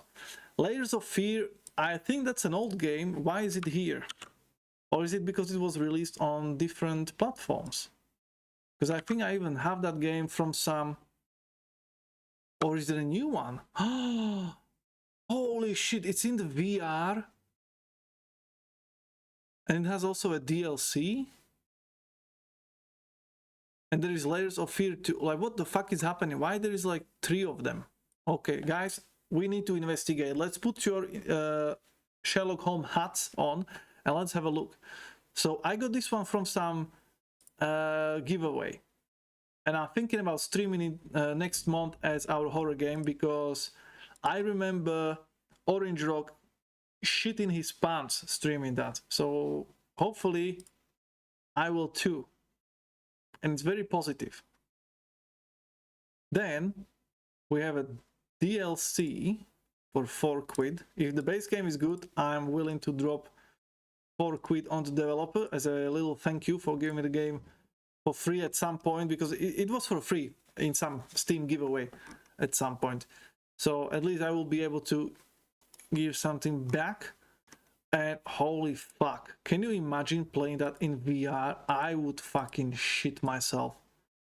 Anything in I think even Resident Evil Village would be scary in VR. But what is this? What is this Layer of Fear? Is that a remake?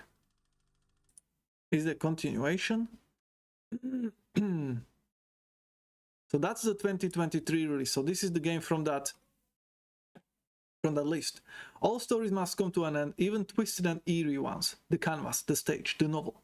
This narrative-focused psychological horror experience is ready for its final brushstrokes, its curtain call, its final chapter. Are you ready to return and face your fears one last time? So basically it's the second game. Okay. Which is really unfortunate, because it's exactly the same fucking name. The only way to differentiate between them is Layers of Fear 2016 and Layers of Fear. Very bad marketing. And there is Layers of Fear 2. What the... What? What the... What? Do you hear it? What the fuck? What? So... I was supposed to play the 2016, then Inheritance, then 2019, and then 2020. Oh my god. Emperor.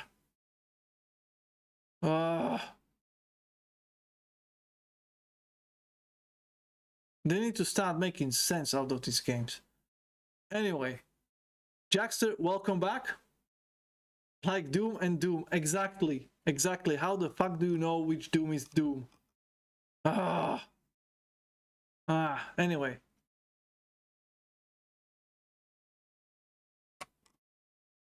So, Layers of Fear most likely coming to your streams next month. So that's one one question answered. Aliens Dark Descent. Now that looks like a good game. I didn't buy it. I wanted to buy it at first, but then I didn't because the reviews were kind of like, yeah, wait for patches, wait until they fix it and apparently it wasn't as good as we hoped. All right, Marines. Take a look. But stay sharp. Those creatures, Stay sharp. they know we're here. More are coming! Shut that door! Shut that door! Move on! Sentry gun fixed.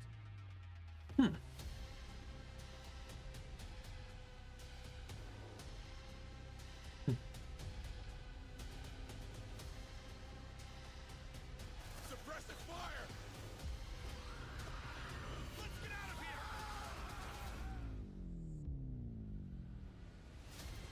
Focus fire on target!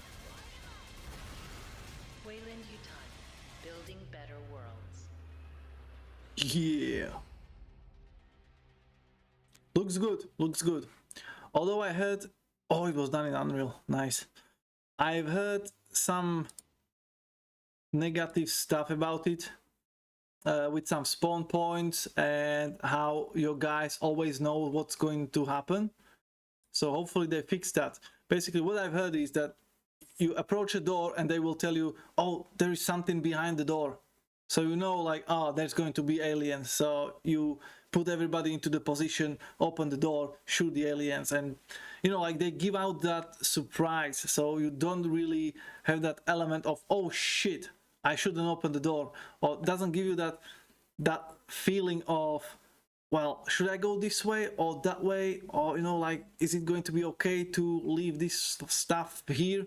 Because they always tell you, oh, take this with you, oh, don't leave it here, guys, or let's take the left corridor. So if they fix that, this could be a very good game. And apparently now you can have a New Game Plus available, so what's not to like?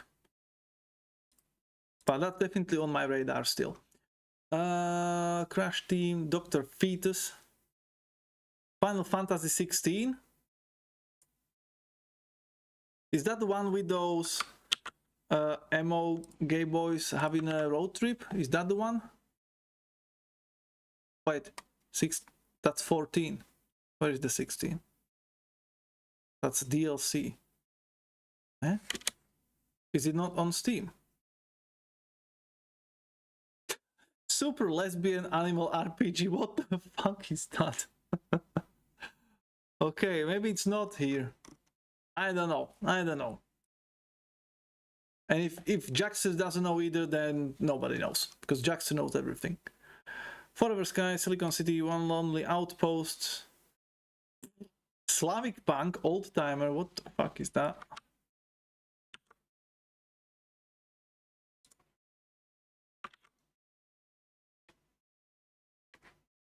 You don't play fucking Fantasy 14 because security answer. Oh yeah, why don't you just make a new account? A cyberpunk world as viewed by the Slavs. Red Square Games, wow.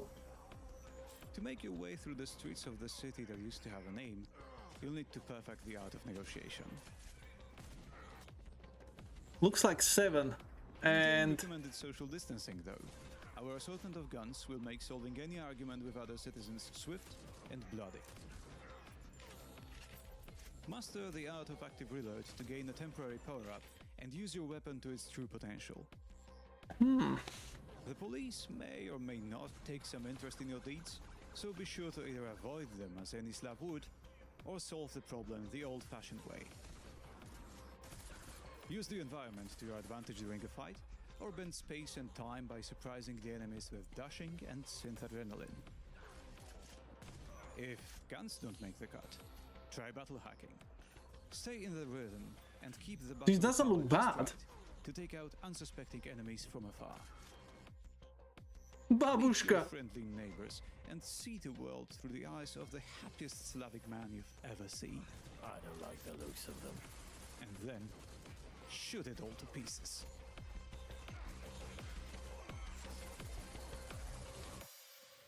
This is definitely the weirdest trip of my life. This is so stupid of a premise that I need to wishlist it. Okay, that's in my wishlist now. Fuck it. Ah, that sounds amazing. Right. Jackson is insecure, having security issues. You're onto something so far. And lose 200 hours of my life because of it? No, thanks. Sounds like made by German What? How can Red Square Games sound like a German company? Jackster, are you okay? And also, you already lost 200 hours of your life playing that game, so you can still play again if you want, but that's up to you. Anyway, that was first half of the year, but my dear brothers and sisters, I am out of the drink. So what we're gonna do is we will take a quick pause. I will go and get some tea. So please go stretch your legs, stretch your arms, stretch your whole bodies. Go to the toilet, get some snacks, get something to drink, and I will see you here in about 2 minutes. How about that? Okay, so do that and I'll see you here, and then we will finish the rest of today's today's games of the year. Anyway, I don't even know what I'm talking about, so let's do this, guys. Let's go for the lockdowns.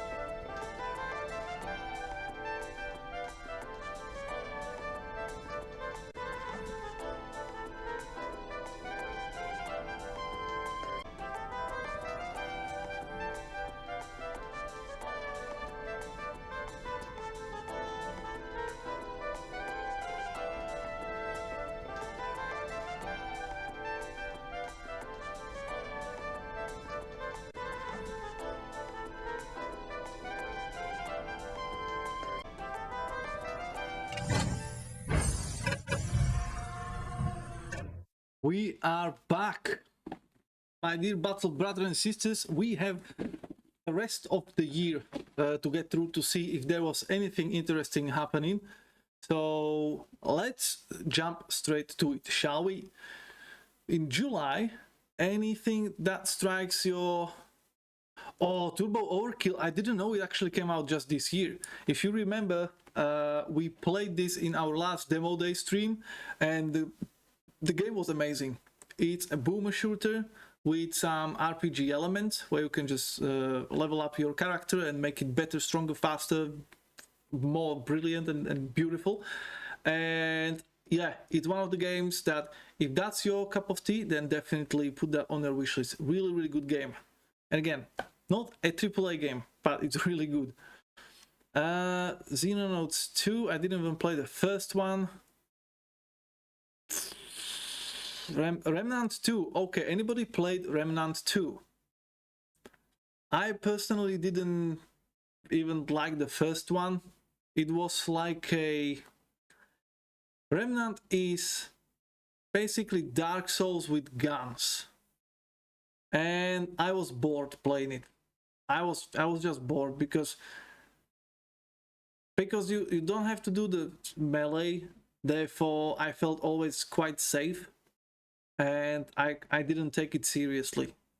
Like, the story wasn't good in itself to keep me going, and then the boss fights, they were okay, like they were not bad or anything. I definitely didn't have any multi-health bar bosses, so that's a big plus for me. But it just felt like when you take away that close combat, then you take away a lot of that hype, a lot of that tension. Because what do you do in Dark Souls if you just want to breeze through it and have a good easy peasy S time? You pick up a sorcery. You go pyromancer or a sorcerer, and you just pew pew from the distance, kill everything, cheese everything, and you know, play through it like that.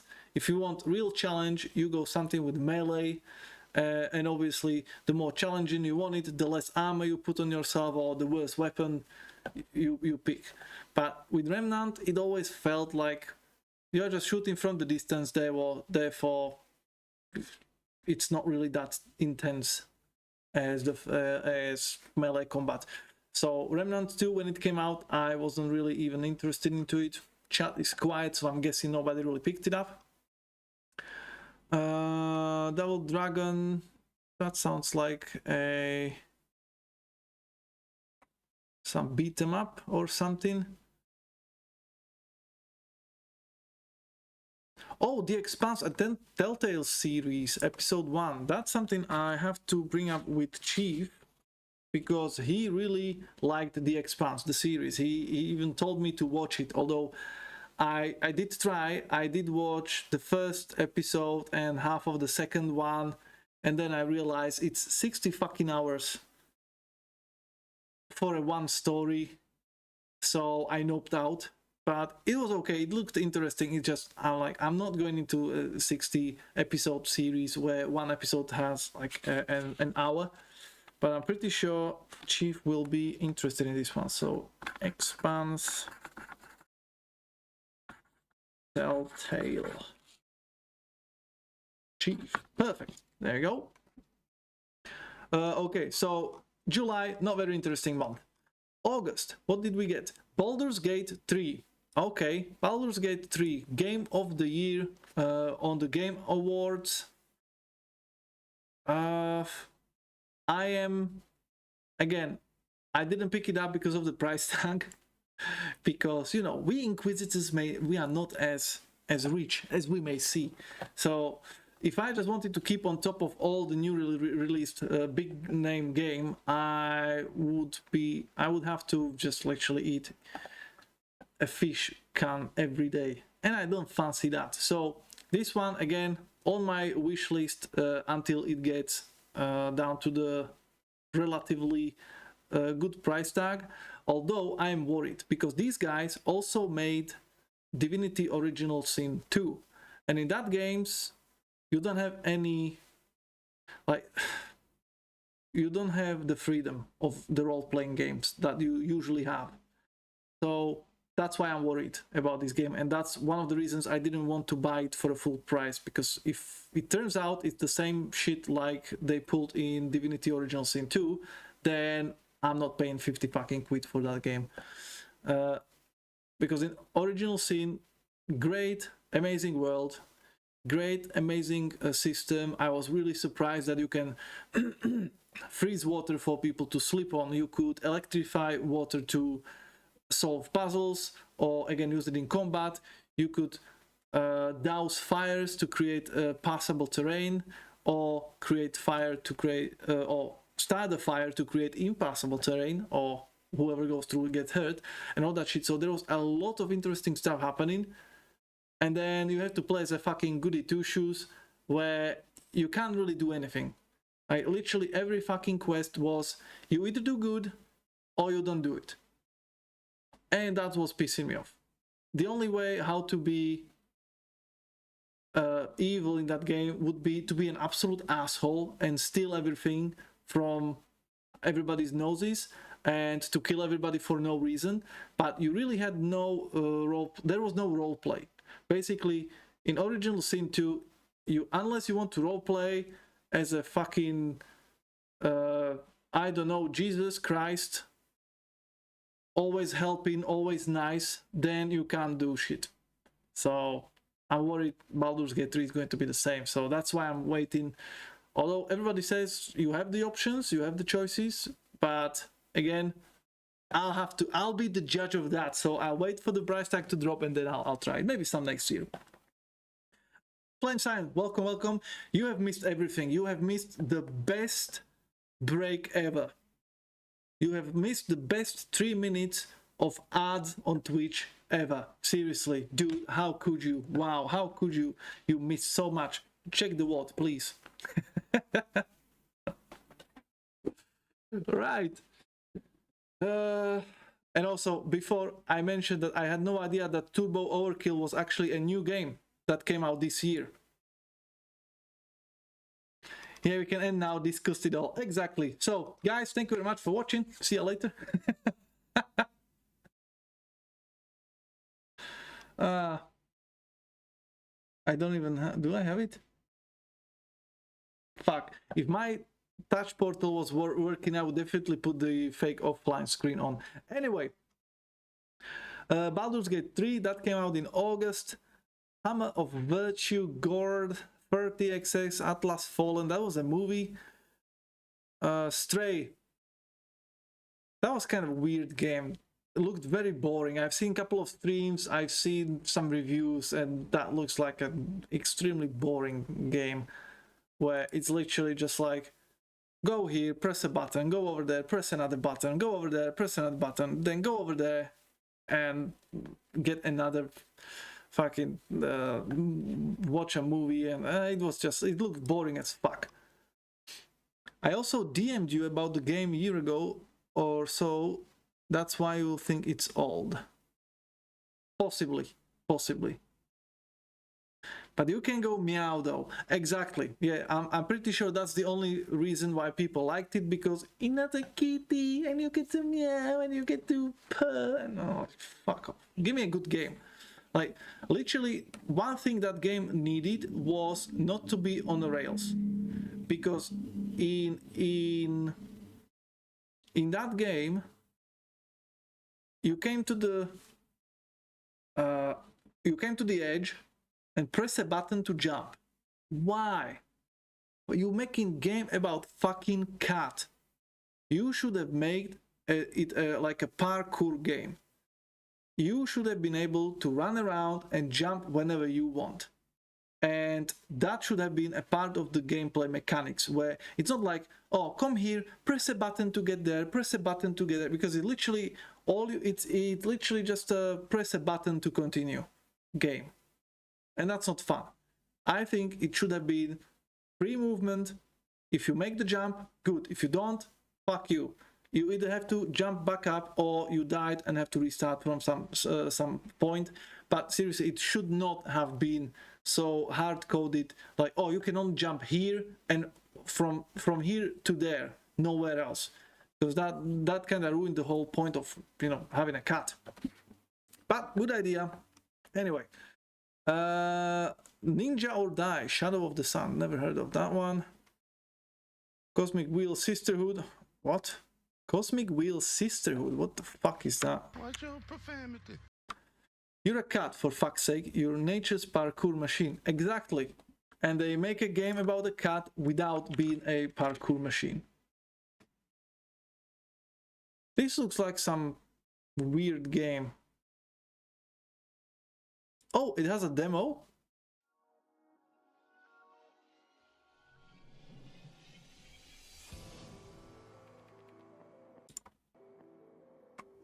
Do we want to play this demo? Anime. Weeaboo shit. Okay, we are not playing this demo.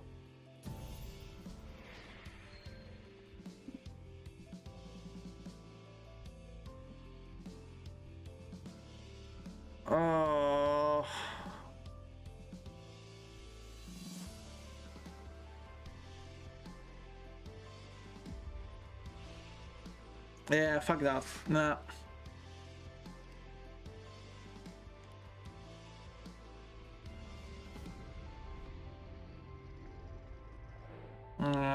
Nah. Shitty graphics and it doesn't even look interesting. Anyway, yeah, this is the only reason people played. So, okay, never mind. Let's move on. Nothing to see here. Nothing to see here. Let's move on. Book of Horus. Bomb Rush Madden, Texas Chainsaw Massacre. I think Texas Chainsaw Massacre is another one of those Friday the 13th, Dead by Daylight clone, Evil Dead clone. Are people even playing that game?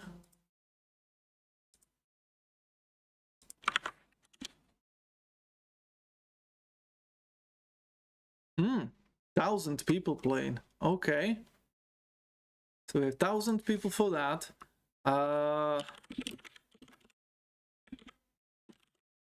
Dead by Daylight, 45,000 people. Okay, there we go. So we know what people prefer. And what was the other one?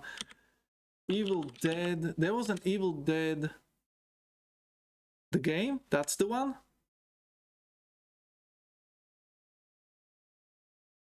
No way. 13 people? Or is this not that?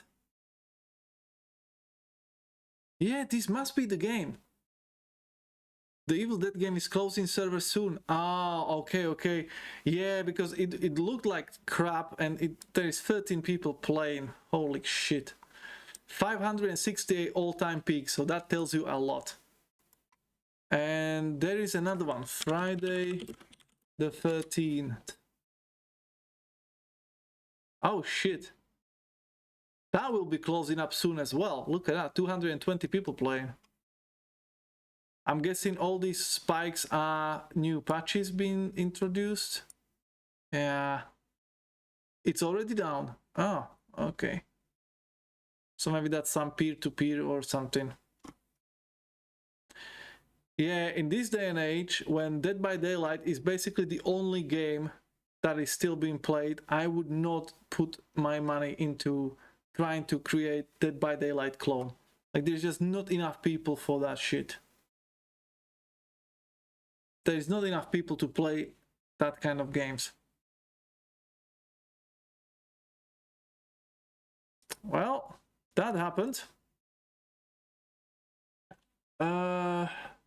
Anything else? Smurfs card, WrestleQuest. WrestleQuest.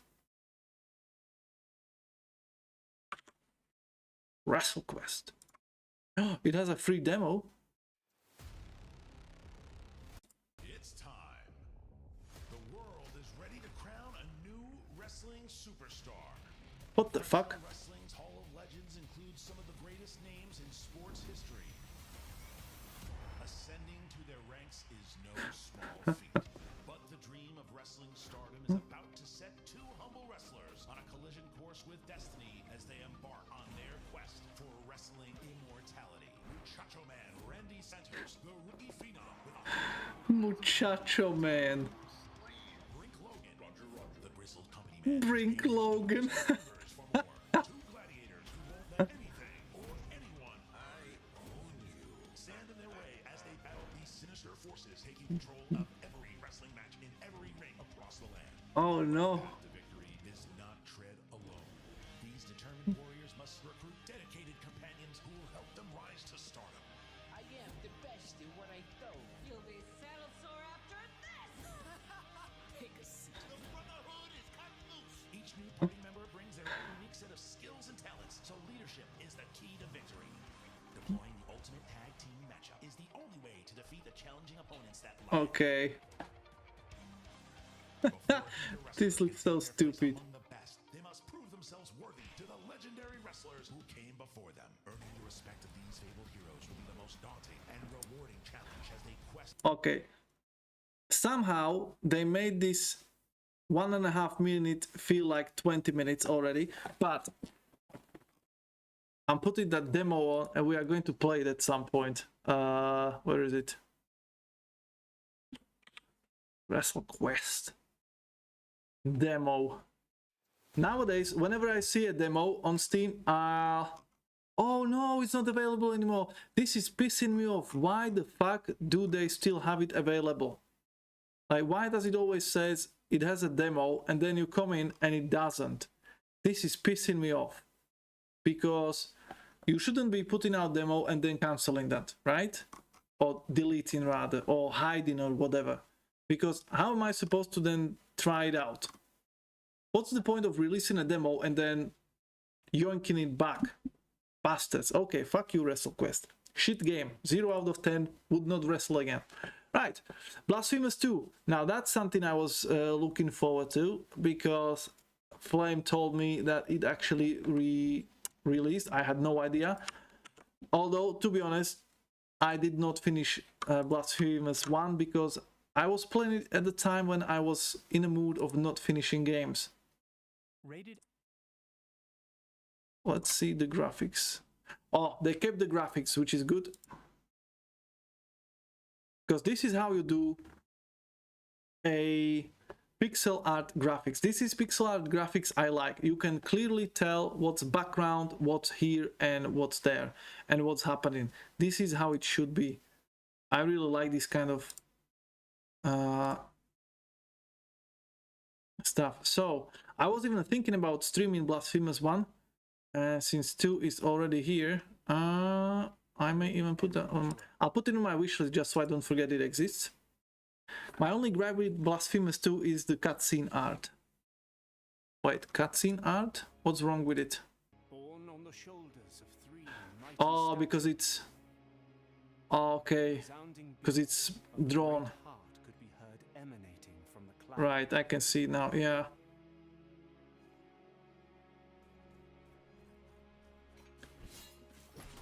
But I don't think it's...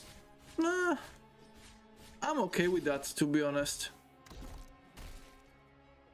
For the miracle was about to give birth to a child.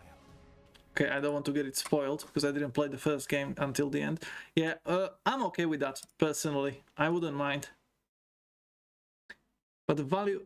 I never finished first game, it's so fucking hard. Oh shit, don't tell me it's hard, because then I'm definitely not gonna finish it. But the value of the art is still quite good. Shut up. So it's just a small nitpick. Okay, okay. Now I know it's here, so that gives me another reason to actually finish it and then look forward to the second one. Cool, cool beans. Armored Core 6, Fires of Rubicon. Another potential game of the year. By the way, Flame, are you still going for Alan Wake 2? Are you not changing it for Armored Core 6? I never played Armored Core, so I didn't even know it's a game. I was very surprised learning that it's a FromSoft game, because I always thought they only did that night. Fuck, what was their first game? From Software. Something about nights. Oh, fuck.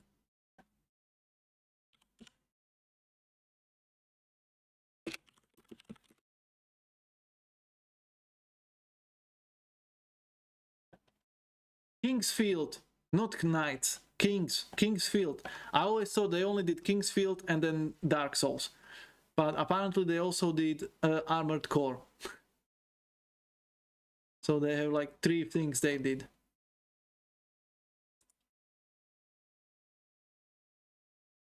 Oh yeah, Flame, thank you. For the longest time, FromSoft wrote in on the success of Armored Core. Yeah, but somehow I never even knew. So it wasn't mainstream, but it paid the bills. But I never even heard about it. Like, not even like, oh, by the way, there is some kind of a robot games called Armored Core. Like, literally, I never heard of it until number 6 came out, and everybody's like, oh my god, Armored Core 6. I'm like, what? What's that? So I've checked some reviews, I've checked some gameplays, I've seen mechs shooting each other. So again, it's not my cup of coffee, so I can't say whether it's a good game or a bad game, because for me it just doesn't appeal to me, so I'm not going to say anything on that. It's a fun inquisitorial machine building game. Good shit. Okay, I'll take your word for it. If it ever comes on a Game Pass, I may try it, but until then, I'll just say whatever you say. Untamed Tactics Whisker Squadron, that's another cat game, I'm guessing. Under the words. Oh, Daymare 1994 Sandcastle. Ooh, hello, Jackster.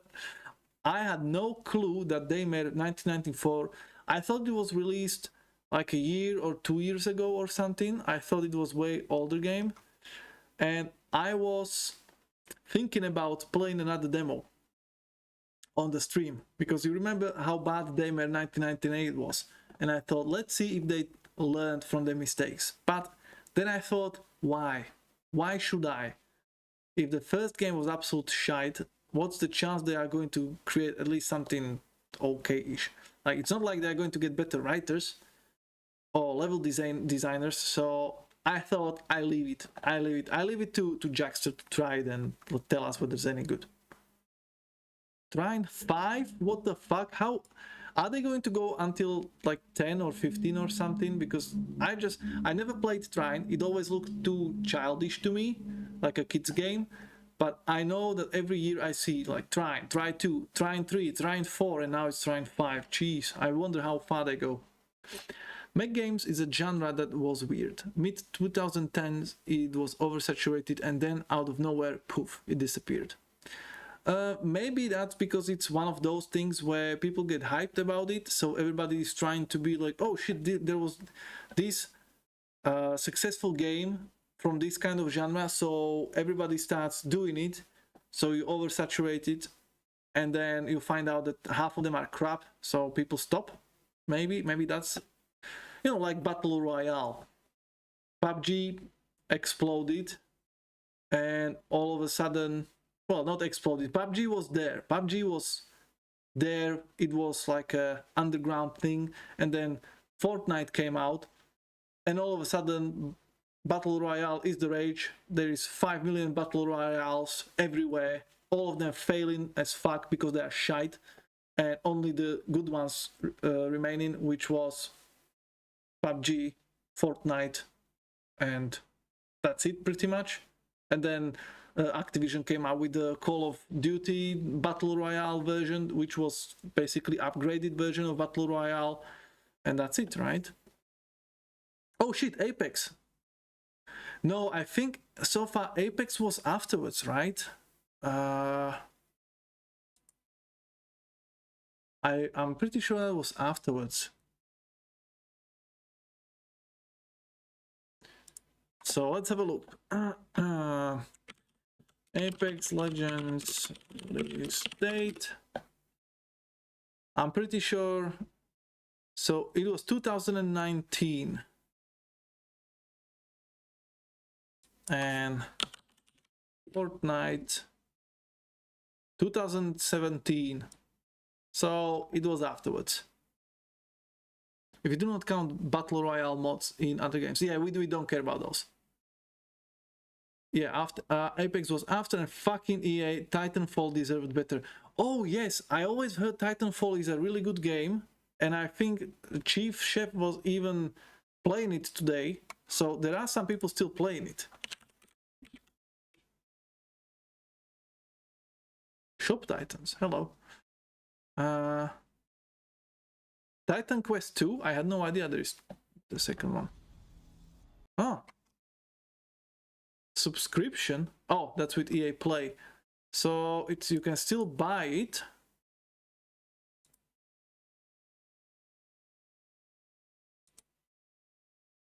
Where is it? Huh? Where is my Steam charts?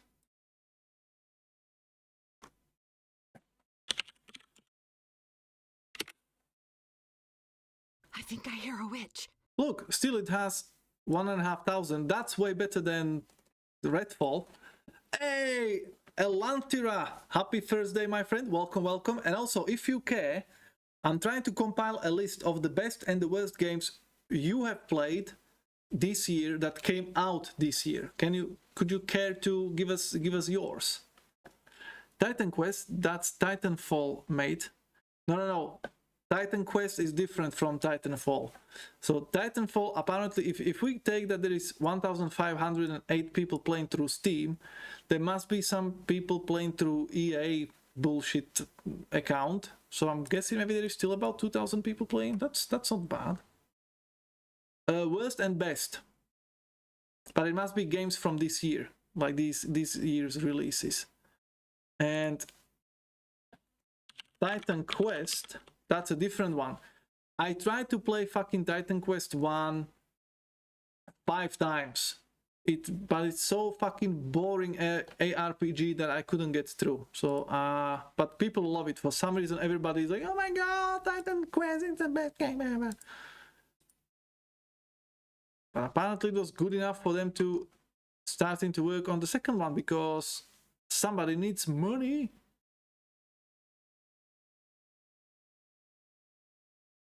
So yeah, I have no idea. Apparently coming soon. Oh, THQ Nordic. Is that the one, Flame, that you said that are assholes who are killing the games? Or rather killing the studios? Let's have a look if they learned. Oh, you can't give from... Okay, no worries.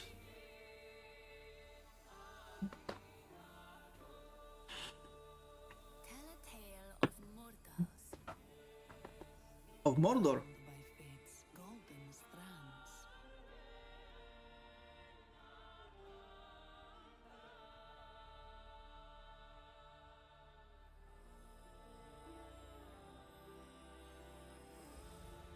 Those nails, she needs to... Their struggles, their glory. Tell of warlike Sparta.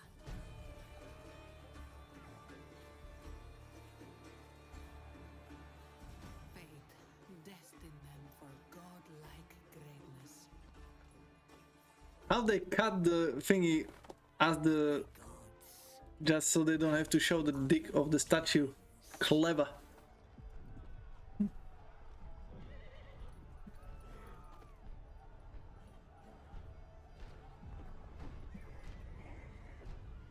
Oh shit.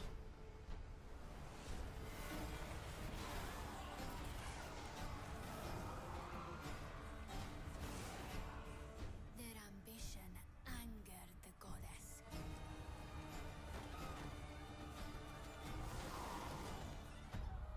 And winged retribution showed them no mercy.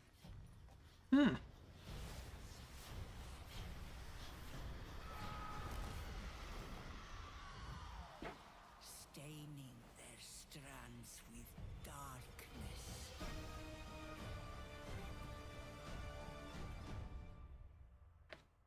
Cool story, bro. But don't cut it short. Tell us the whole story. Tell us about hope.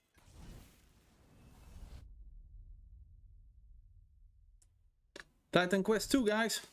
If you're into that kind of stuff. I think we discussed TQ2 in Video Games channel on your Discord, but hyped, hope they won't disappoint. Well, THQ Nordic, I always like them because they released, they published Dawn of War, so thanks for that. They also published Darksiders, which I really liked, although I never finished the second one because of that glitch. And I'm worried, and I don't want to start the third playthrough just to get the same fucking glitch again. But yeah, so I always thought they were good publishers. So Elantira, you're saying that this year you didn't buy a single game?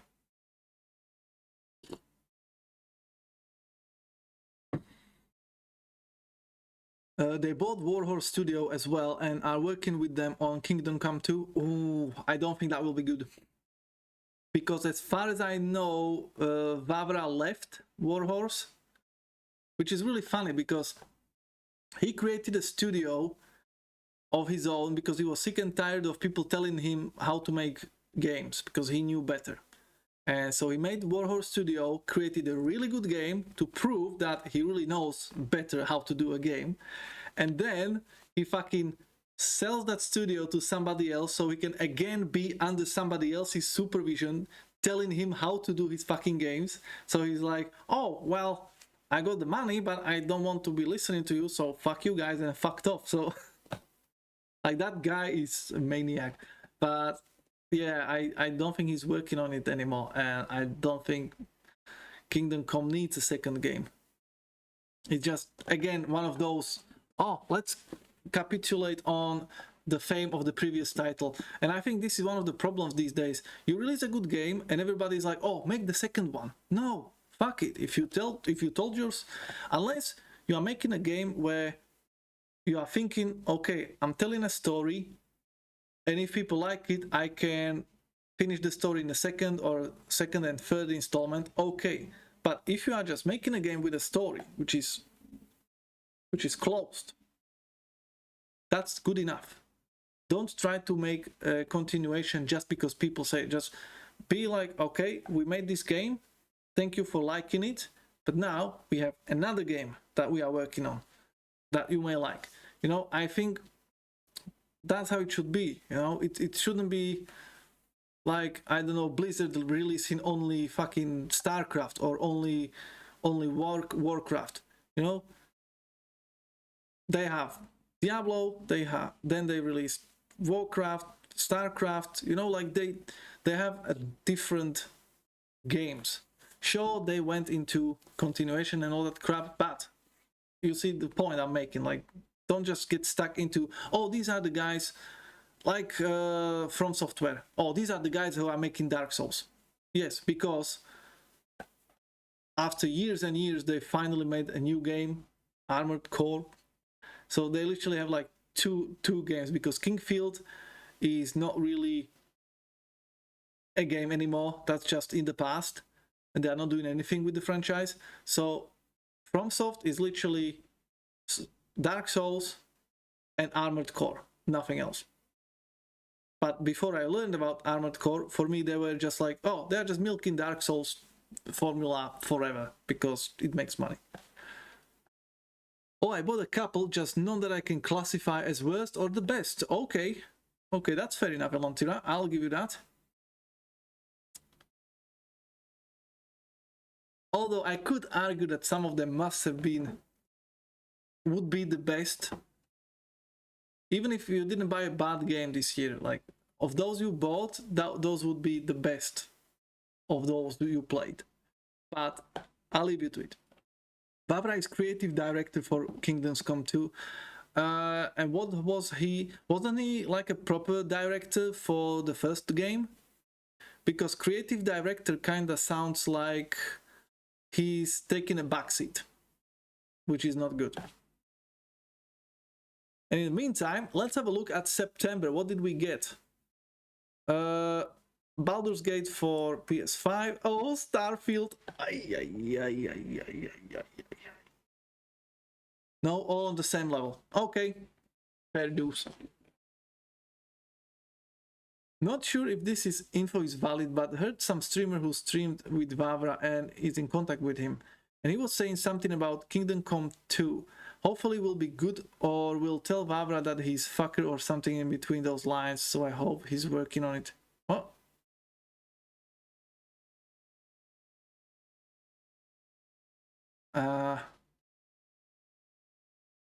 I'm kind of confused, so I think I know what you wanted to say. I'm not too sure. Did you mean that the streamer will tell Vavra that he's an idiot just if Kingdom Come is not good? Because that's not really, like, I'm pretty sure he's not losing any sleep over it. Little Company and Heretics Folk, the Outlast Trials, but could have been last year. And Starship Trooper, I think I bought. Ooh, Starship Trooper, how did you like it? All decent, but nothing stands out. My English not English in? Okay, Sofa. We got there, don't worry. Oh no, you bought Starfield? Oh, Elantira, no, why? You knew it's going to be on Game Pass. You could have just paid 10 quid, tried on Game Pass, see it's fucking wank, uninstall, and save money. Oh no, you know how much drugs you could have for all that? Oh. Anyway, so that's 2 points for Starfield. That's only game that got 2 points so far in any category, best and worst. I played that shit. Holy fucking, it was unplayable. It was absolutely unplayable. Now, thanks to Flame, I know it's because I didn't install it on my SSD drive. But given the fact that Starfield had like 60 gigabytes or some bullshit like that, I wouldn't even bother. But holy fucking shit, Starfield, what a fucking game. That game came out and it's already outdated for at least like 20 years. Like literally they released fucking Oblivion. It's just so bad. Oh, Excel! Happy Thursday, my friend, welcome, welcome. Time to do some sketchy shit. Hope I get away with it. Well, sketchy shit, you say?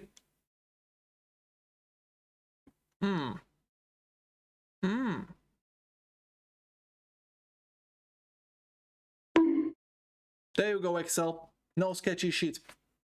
To the heresy jail with you now. That is Erebus in a nutshell. Indeed. It has potential to be a good game, but oh my god, you can't even fly your ship. Yeah, honestly, so far in this thing, I'm going to disagree with you. Starfield has no potential at all. Like there is no potential because that game is flawed by design. Again, no amount of patches is going to fix the fact that that game has shitty story, disastrous side quests which are just boring fetch quests.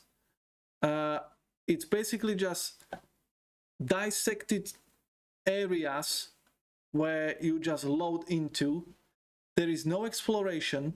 Those 1,000 worlds that you can explore are basically the same shit over and over with the same 3 outposts, same 2 shits to scan, and other than that are barren land, which again, they are trying to say like, oh, it's because not every planet needs to be occupied and shit, and that's true. If they made something like No Man's Sky, I can imagine that if there is millions of planets, some of them are going to be just boring dead pieces of rock. Sure, good enough, but don't put that into a fucking video game. The reason while you don't have a video game where you have to brush your fucking teeth and go shopping and you don't have to do the chores and such is because it's boring and nobody wants to do that. So the same way in my video game, I don't want to go to a boring dead planet where there is nothing for me to look at. I'm playing games, so it's basically just wasting my time. Yeah, it's nice that it's there, but it's not really adding anything to anything. Oh, you mean with mods? Even mods are not going to fix it. It was overpromised to have bigger worlds, more worlds, and it had smaller planetary environments and fewer of them than expected. Yeah, but that's the problem. Like, why? Why do we need so many open worlds? Why do we need so many planets if they are going to be boring? what's the point of having 100 worlds where 90 of them are the same dead pieces of land with 2 bandit outposts that are basically the same on each planet, and one has a dry lake, another one has an empty forest, and another one has a monolith? Like, what's the point of them? Cut them out, make a game with 10 planets you're going to visit, and have something on them. Like, look at Mass Effect. Mass Effect did that perfectly. Like, you had the whole planetary system, but you didn't have to go to each planet because some of them were fucking empty. So you scanned them, send a probe in, mine the resource, but you didn't go down because there is nothing. And it's perfectly justifiable because it's like, it gives you that little bit of immersion. Even though you can't go physically on that planet, when you really think about it, why the fuck would you go into a gas giant? There is nothing. Why the fuck would you go to an icy planet where, again, there is no life or nothing, and you will have so much trouble to get back? Just send the probe, mine the resources, fuck off.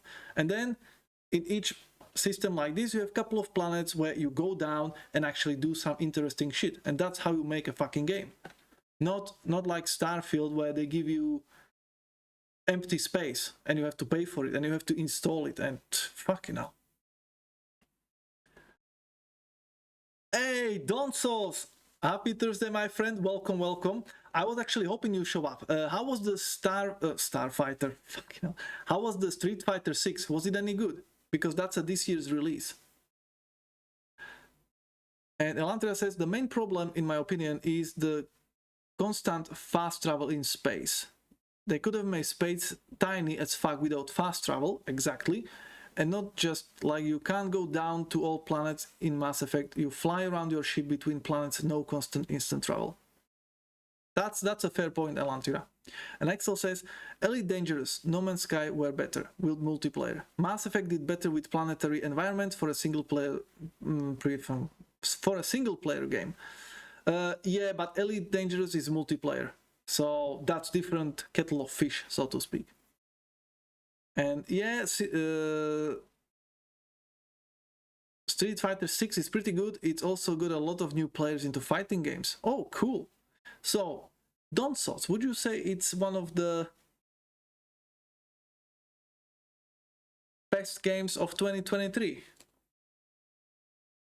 Because I'm making a list. So guys, if you played the game that released in this year and you think it was the best or the worst that you played this year, let me know.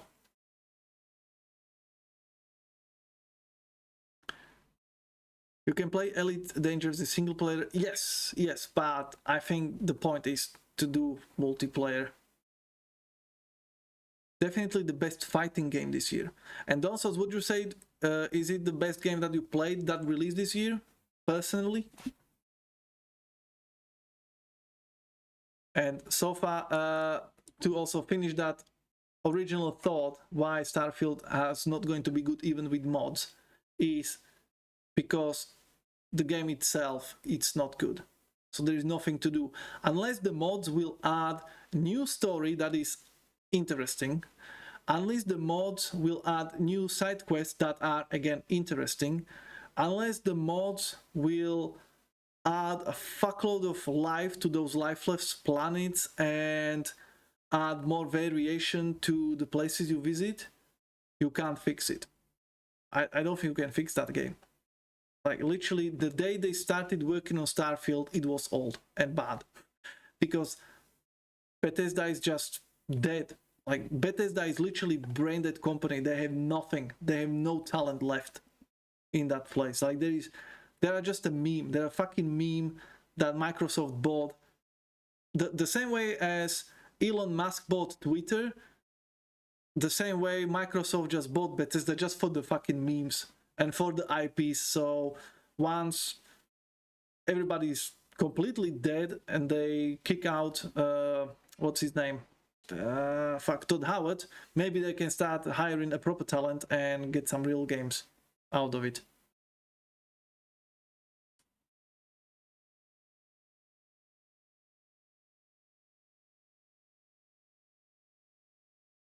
You just described all Skyrim mods.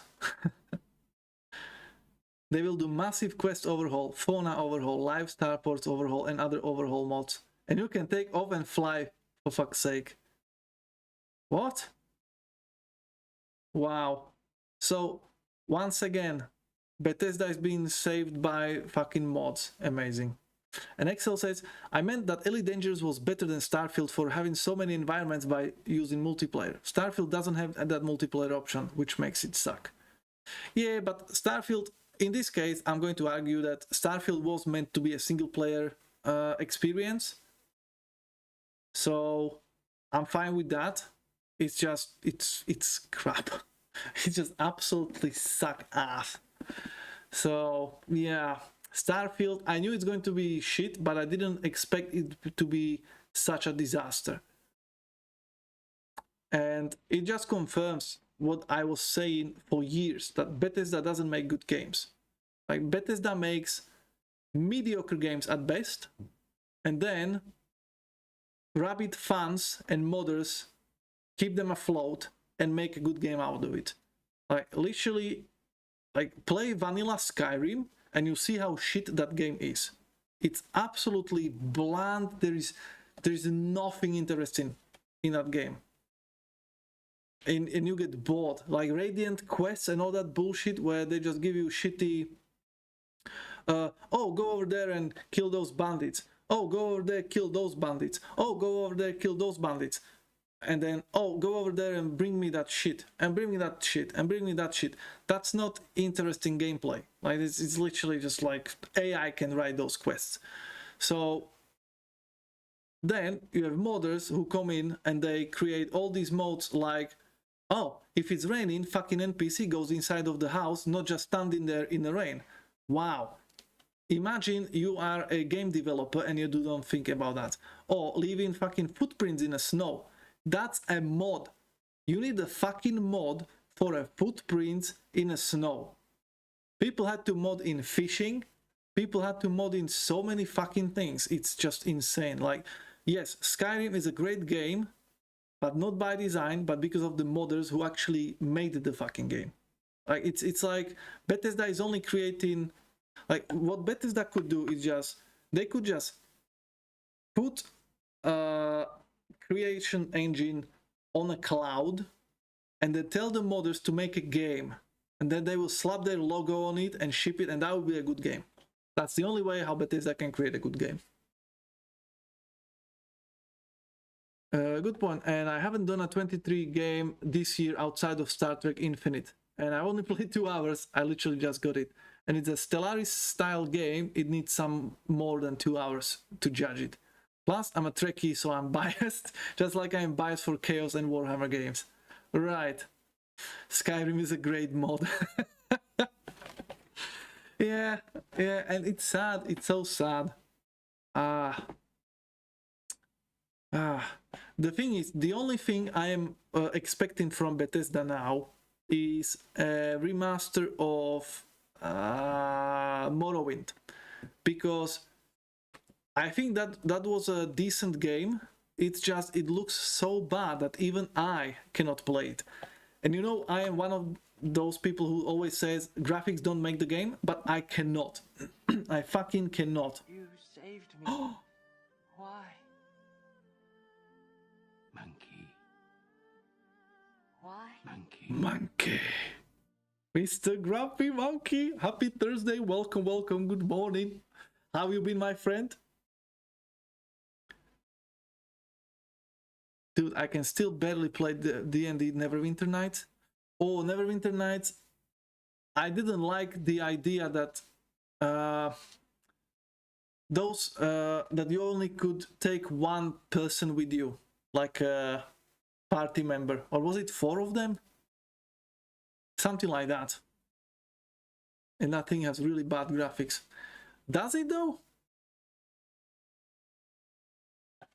Shitting all over the big budge world again. Nah, Grumpy, you know I wouldn't do that.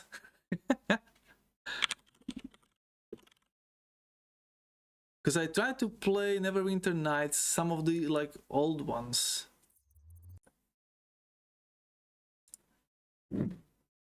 Yeah, it's not that bad. Like, I would be okay with this.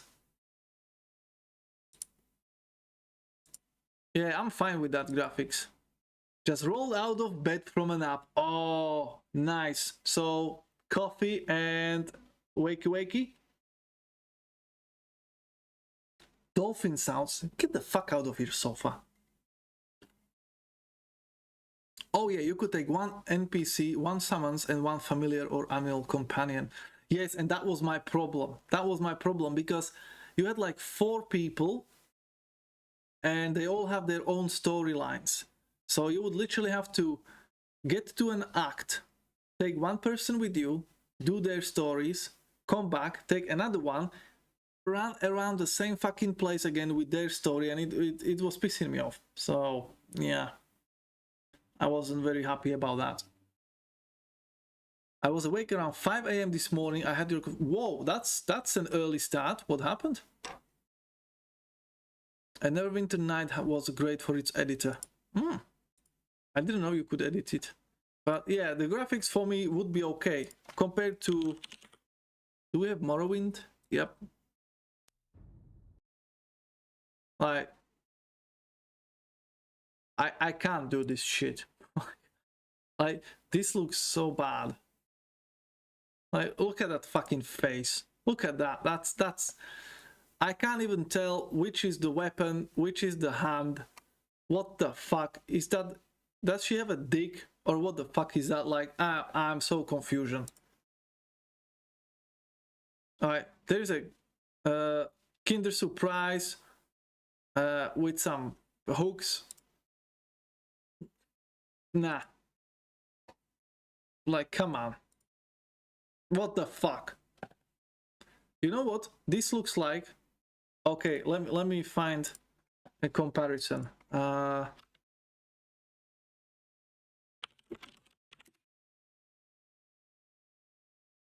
If I can find it. Is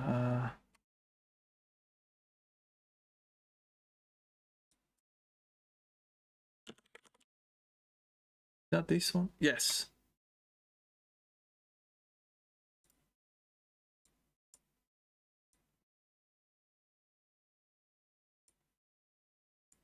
Am I right or am I right? That's exactly the fucking same.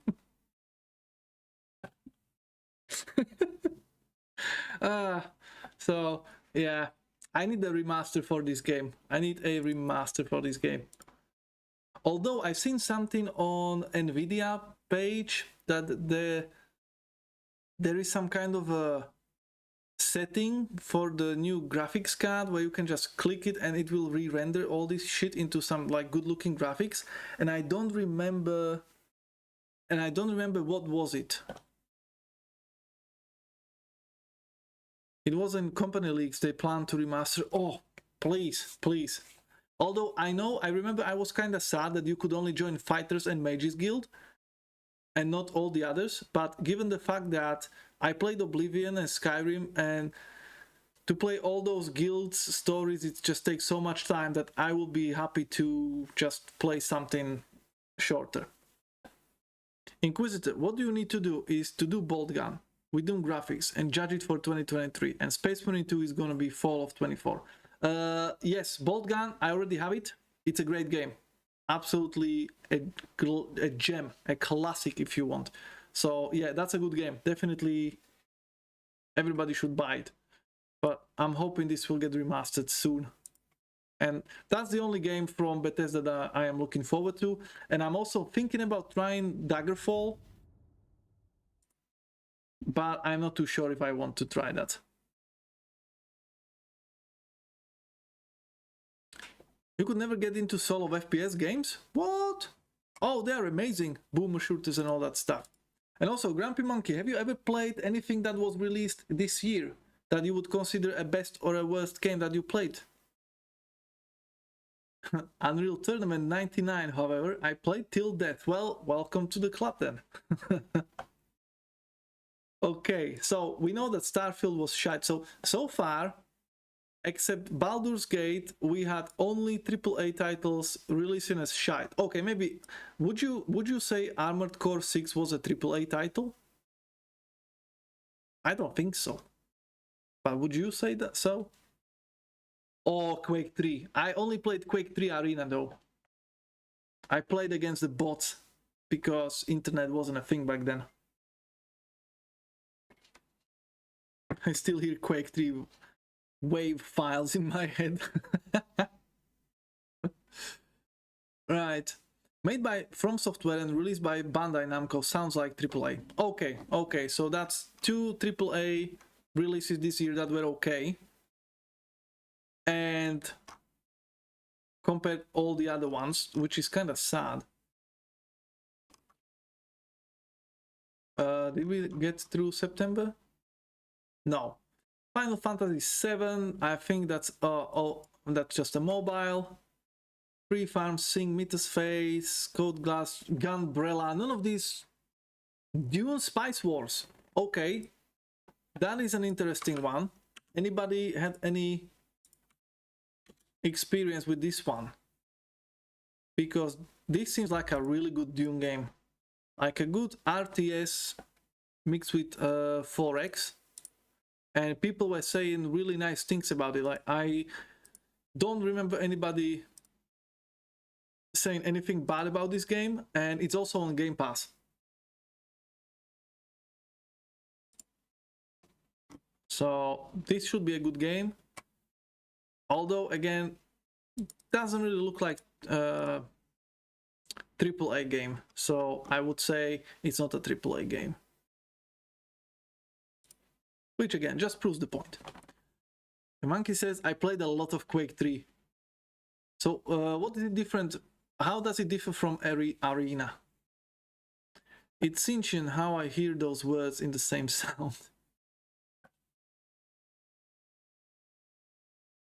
Kane, does Baldur's Gate 3 count as best? I didn't play it, so I can't say, but I'm just putting down people's votes. Like, so far, for the best experience from the games that were released this year, Jackson said World of Warcraft, and I allow that because they did have an expansion. Alan Wake 2, Cyberpunk DLC, and Exoprimal. And for the worst, we have also World of Warcraft, Golem, and 2 points for Starfield. So, Elantira, if I bought it a couple years ago in pre-release though. Oh, but have you played? It doesn't play like Dune 2000 and Emperor of Dune RTS. It's like territory control. Okay, that's not my jam then. I prefer the proper like RTS, you know, like the old style of RTS. That was fun. Monster Hunter mobiles, NASCAR, Lies of P. Lies of P, again, it's on Game Pass. I didn't buy it. I didn't play it because it's another Souls-like, and right now I'm not feeling like playing Souls-like games. But it was on my radar. Apparently there is a interesting mechanic where you can lie and become basically a lying asshole, or you can keep your humanity and be nice, and that's somehow it's tied to your character and progression, which sounds really interesting. It just, again, I said, like, I'm not in the mood to play Dark Souls games at the moment. So you played it a bit after release. Okay, Elantira, if you say that for you it's a best game of 2023, I'm gonna put it on the list. That's not a problem. If you feel like that's the best you played and that was released this year, then I'm fine with it. I don't care if you played for an hour or 200. Take over hexes of map space and choose what to do with it if you can do anything with it. And those hexes on the map you can develop and use for a war machine. Okay, so basically like 4X, as they said in the description. Okay. It's like a cross of 4X and RTS. Yeah, as they said in the, what's it called? Description. A 4X real-time strategy game from the developers of Nordgard. That's why. Cool.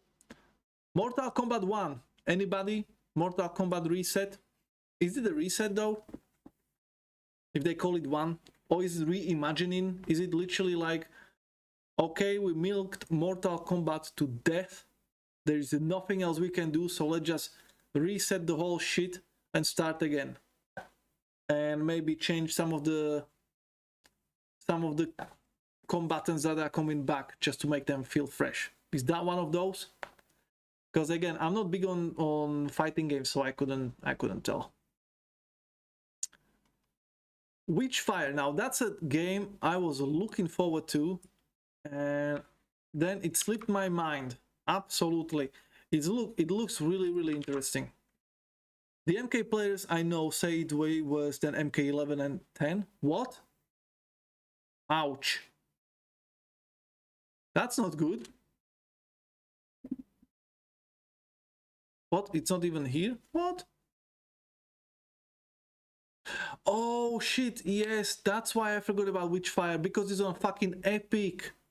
Yes, Witchfire, I don't think anybody does it anymore, but Witchfire took the money from Epic game stores, so now you can only get it on Epic until the embargo is out. So that's why I forgot about it. Okay, but it looks interesting. Anyway. Oh, Hades 2 is in development. I found a Steam page. Yes, Hades 2 is in development. I played the first one a little bit, but not my cup of coffee, so to speak. But yeah, it's definitely out there. So if you enjoyed the first one, most likely you're gonna like this one as well.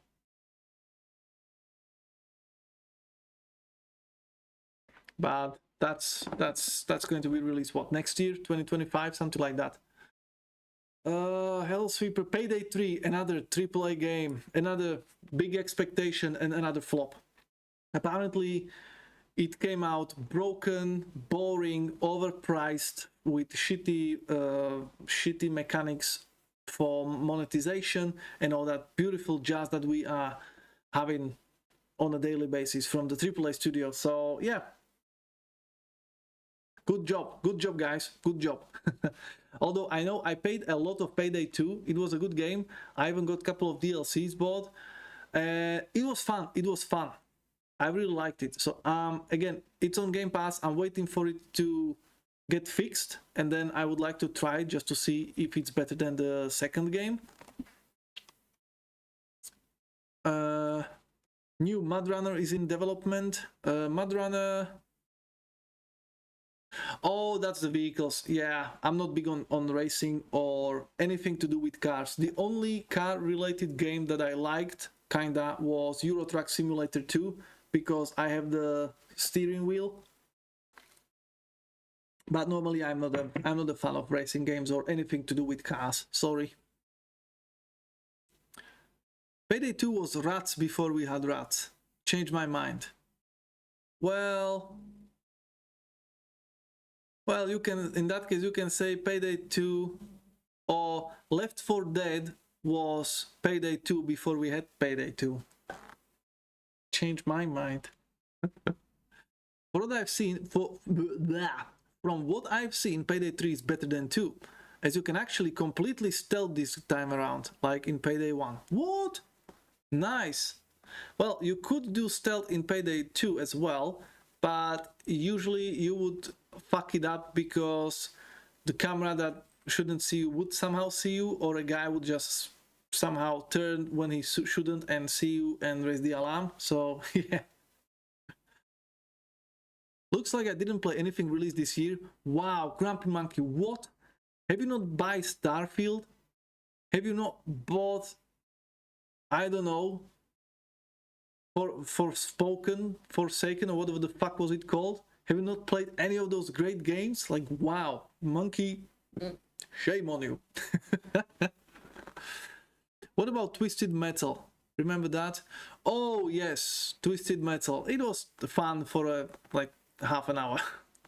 Yeah, I'm not big on those games. Cyberpunk Phantom Liberty. Cyberpunk now is playable. It's still kind of a Far Cry game made by CDPR, but apparently this DLC is finally how the game actually should have been. Like, apparently you can choose what to do, your decisions matters, the dialogue options matters, and basically it's a proper game. But I don't know, I didn't play it. I just, unfortunately, whose stream I jumped into? Fuck. Was it P Nasty?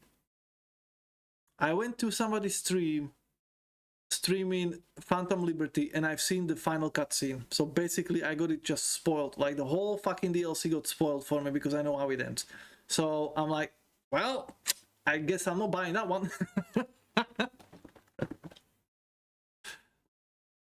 What do you disagree with so far?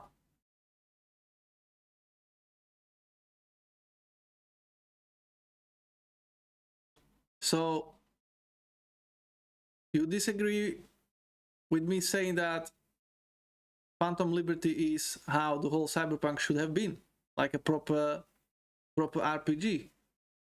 Or CP is not Far Cry? Well, change my mind then. Your decisions make no have no impact. There are copy-pasted busy work missions all around the map, you know, like those police sheets and such, and oh, go to this end of the map to buy a car, go to that part of the town to buy a car that you're never gonna use. And there is a lot of such fetch quests all around the place, random spawn encounters, exactly like the animals in Far Cry, except you don't have to do the running around the towers minigame. But other than that, also the RPG system that is there, it's also kind of similar to Far Cry, because you are only upgrading like stats. Now you use cars, have car heists, repeatable car races, etc, etc. Yeah, so again, repeatable car races. So it's basically just perk system was changed. And was it changed in the main game as well? Because I only have the main game, I don't have the Phantom Liberty. Because if you, Sofa, if you tell me that that game was changed, 2-point upgrade changes basic game as well. Fuck. I was somewhere like maybe halfway through the game when I stopped playing. So now, shit, I don't want to start playing Cyberpunk for the third fucking time. I'll have to, you know what, fuck it. I'm going to ignore Cyberpunk for another year or 2 or 3 to forget that I already played it twice. And once I forget it, like mom's spaghetti, I'll try it again. Okay, that would be my plan, because I unfortunately I remember a lot from Cyberpunk when I played it the first time, and then it got even deeper into my brain when I played it the second time and got even further. So I can't really see myself doing all those hours again for the third time. So I'll leave it until I forget, and then I'll come back and we'll see if that game actually changed from what I remember. Hopefully it did, if the overhaul is as Sofa says.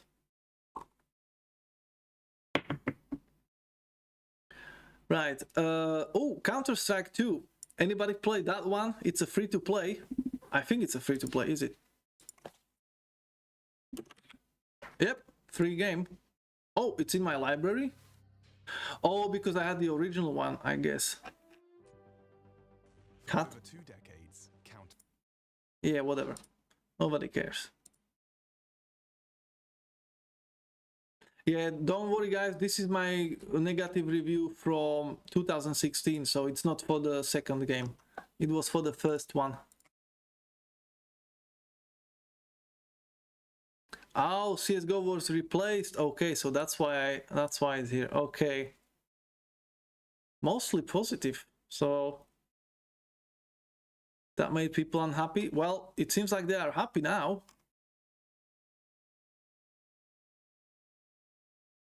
Basically full of cheaters. This game is broken. Nice game. The worst part of CS2 is the lack of content in comparison with CSGO. Nuh-uh. Great update. I want my money back. Always crashing even after update. All the requirements I have still crashing all the time. I don't like playing CSGO, please. I'd like to play CSGO. Worst developers on the world created this game. Oh, I suck, this game suck. That's fair. No one reads the reviews, so I will write that I am gay. Ah, that's funny. Nope. Ah, they just copy paste that shit. Since the trading system has been removed in Rocket League, CS became my best friend. Oh, there we go. Mostly happy is less happy than very happy. With over 20 years of history. And I don't know about the YouTube short. I am not watching anything on stream in case of the music, but I'll check it after the stream. Disney Wildmender Infinity Stash Pizza Possum. What? Ah, it's on PC. What is Pizza Possum? Oh, guys. Pizza Possum.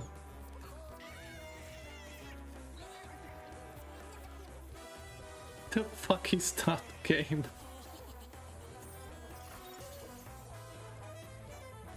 Eat all the food. Don't get caught. What the fuck?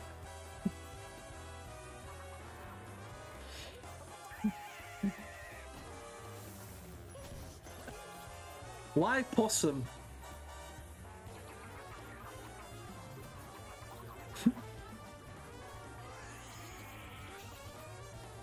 That's like Pac-Man.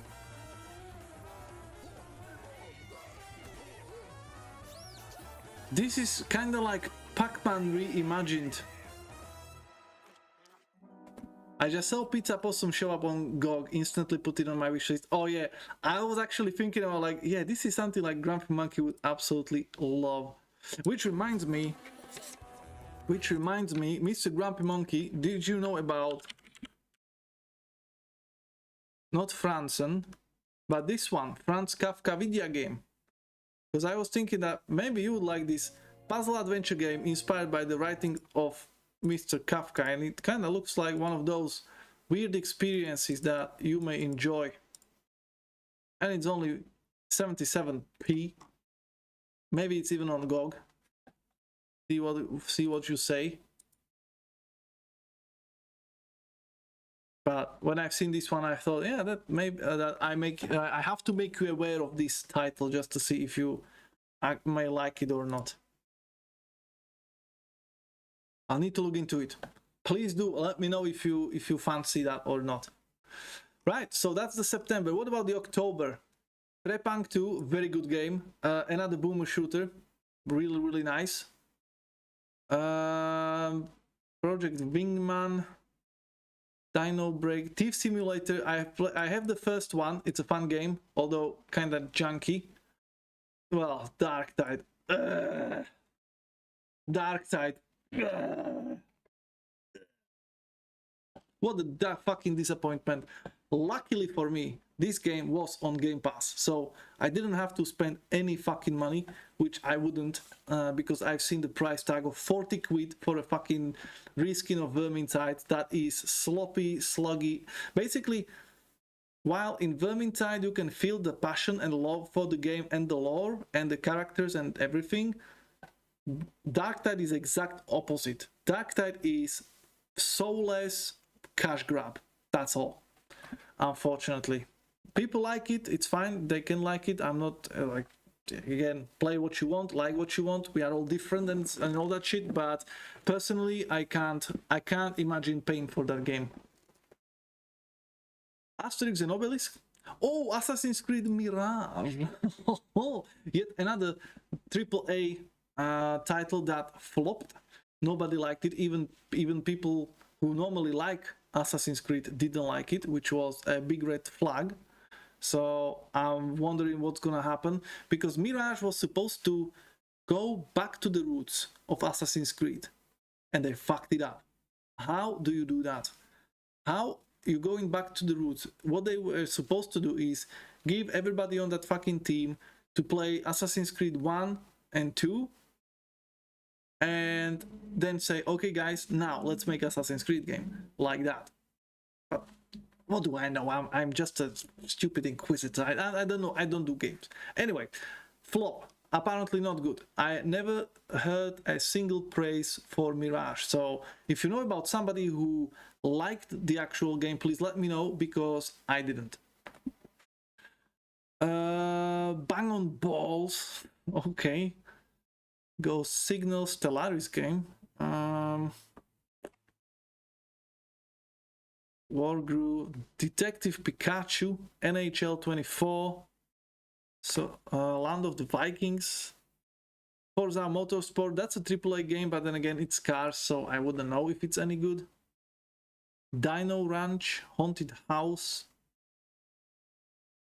Lords of the Fallen. Is that the second one?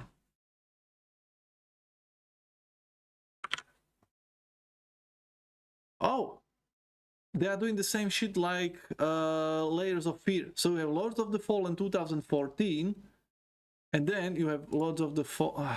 Why? Couldn't they call it Lords of the Fallen something?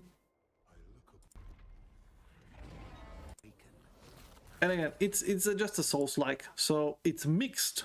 Interesting. I know many people were looking into this and waiting for it. I played a little bit of the first one, but I couldn't be asked with like the second boss, from what I remember. So many fallen lords. I know, right? Yeah. I put that Franz Kafka game onto my Steam wishlist. Oh, cool. It's not on GOG yet. Yet. But hopefully soon. So what do people say? Because look at this shit. Again, 9.5, 9 out of 10, 10 out of 10. Well, IGN 10 out of 10. That means literally it's like 8 or 7. But look at those high scores. So what's the problem? The first true next-gen Souls-like by IGN, that means it has a journalist mode. Or is it urinalist mode? Was fun in the beginning, then it became more annoying than fun. Game needs way more resting points, get rid of the finite amount of vestige seeds, and just put a permanent resting point at the location you can plant them. Having no seeds to make a resting point is annoying. Irritating boss fights, ouch. Well, no map, that's fine. You don't need that hand holding. Annoying mobs, bad mechanics, and overall inferior Souls-like ripoff that tries too hard, ouch. Which surprises me as it was released in 2017. Maybe the developer didn't ask GOG to be put on the list. You can actually ask them. As you progress, you realize every enemy engagement seems to be based off Capra Demon formula. Oh shit. There will always be one elite mob with dogs and archers. Okay, fuck that. That's exactly why I didn't finish the first game, because the second boss, it's actually just two people just wailing at you. One from the distance, one close-up personal. So I'm like, what the fuck am I supposed to do? So, oof. These archers can be invisible and extremely efficient in melee fights. Well, that could be kind of fixed. This ain't it, fully optimized. Okay. I'm addicted, great game. I don't leave reviews often, almost never. With this being my second one, the game is awful and shouldn't get any good rating. Oof. Mob Simulator 2.0. Okay, well, that's weird. Free content plan, at least something. Halloween event. Is it like a live service game? Oof. That would be horrible.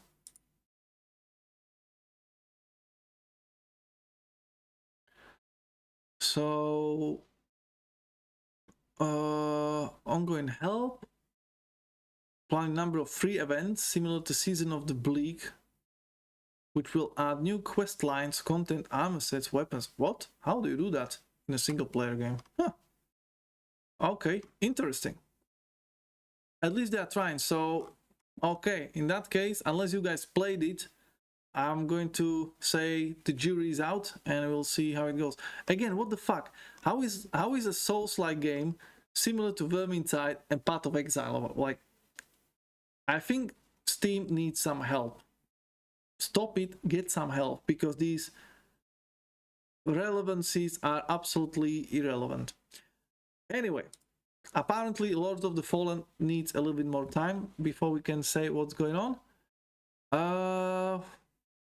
Boy and His Blob Retro Collection. Skull Island, Rise of Kong, Sonic Superstars, Hellboy, Slender, Endless Dungeon. That was... But that's an old game, and I think I even got it for free at some point. Maybe on... Oh, sorry, that's Dungeon of the Endless. An Endless Dungeon is different? No, it's the fucking same. What's going on?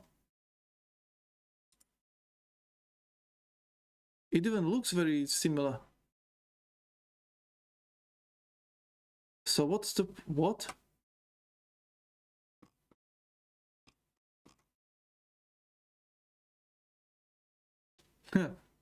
Immediate turn off when you are forced to sign a waiver declaring you own nothing, and this is a license that can be revoked at any time, not to mention the de novo and borderline spyware it installs along with the game. Oh, ouch.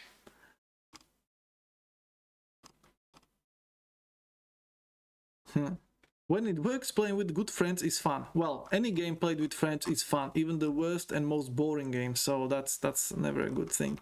Okay, so for some reason Dungeons of the Endless and Endless Dungeon, same logo and everything, so I'm guessing it's the same game, just remastered or something, but apparently it's a spyware.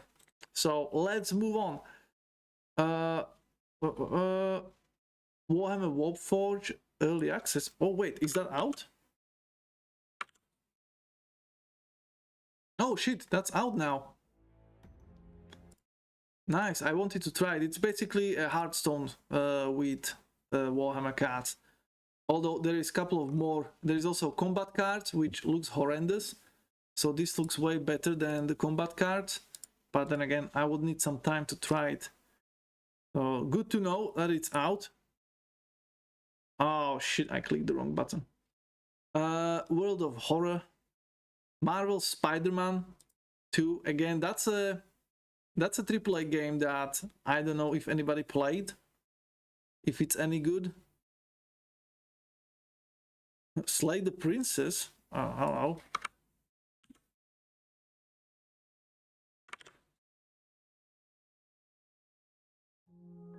Please don't. Overwhelmingly positive, 15 quid.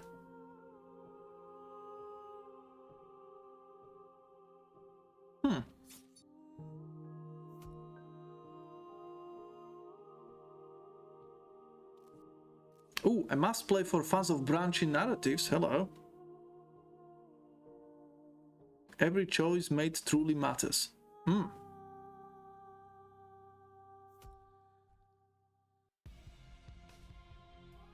Top of class writing. Okay.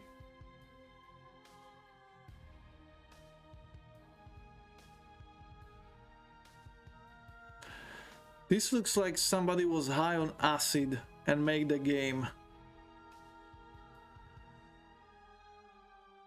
Oh, it's on GOG as well.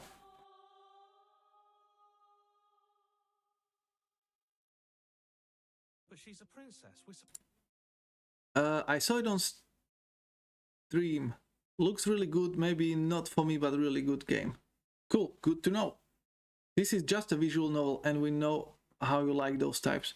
I don't mind. I don't mind visual novels if they are good. What I have problem with is those visual novels that you are supposed to play with one hand, if you know what I mean, that are basically just flooding Steam with their shitty content. Because a good novel is good. I like reading, so I wouldn't have a problem with that. It's just I never played a good one.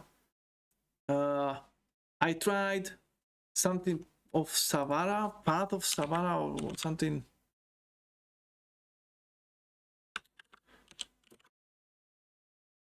Gods of Savara, because the first part was free, but it was shite. Like, I was expecting like a proper game, but unfortunately it's not. So it starts off very boring. You just read a lot of text without even having any option to say anything. You are just basically you spend like 10 minutes without making any decision or anything. It's just exposition. And then there was some fight in Colosseum where you have to save before it, and then you just have to choose the correct ways of fighting, which is okay. But the story itself is so fucking boring that I couldn't get through it. I would not recommend this game because it's just a boring game, boring world, boring story that we've seen so many times before about how you rebel against the masters and fight for freedom and all that bullshit. You know, we need something else, something new. So yeah, I didn't mind it, but it was boring. The colonel is still waiting for your return. Fuck off. Fuck right off, okay?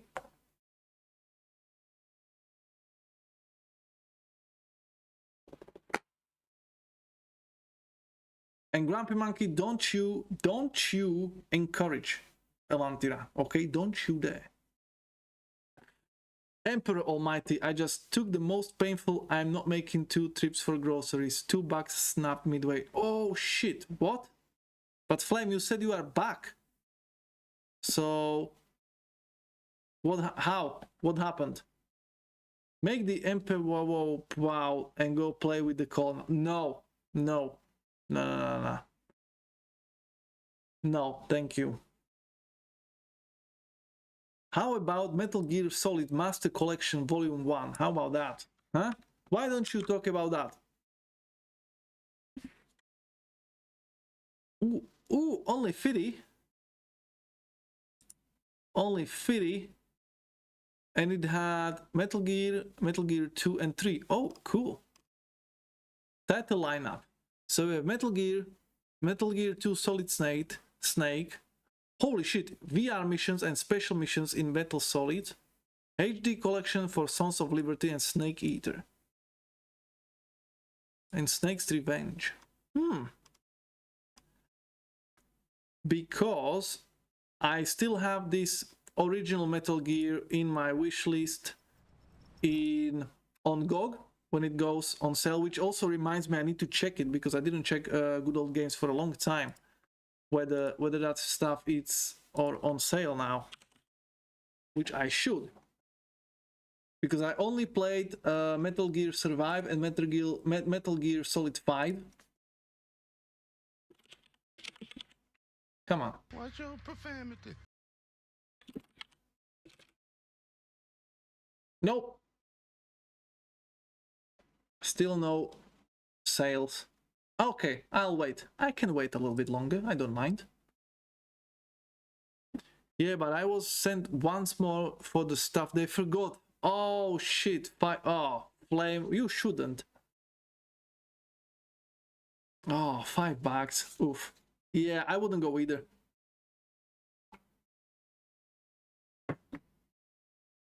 Because I remember Mr. Grumpy Monkey streaming Metal Gear 3 and it looked interesting because apparently you can do like a non-lethal playthrough and it makes a difference. So I was intrigued by that. And Flame says the collection is actually big because they sell Metal Gear 1 and 2, the originals, not the PS1 and 2 by separate. And they were actually free inside Metal Gear Solid 3. What? What do you mean? The PS3 collection is the best way to play these games, plus you get a Peace Walker. So wait. So what are you getting here? Because in this one, it seems like you are getting the original Metal Gear and Metal Gear 2 Solid Snake. On top of that, Master Collection, which looks like a different game. And Sons of Liberty and Snake Eater. So what's the problem? On top of the bonus content.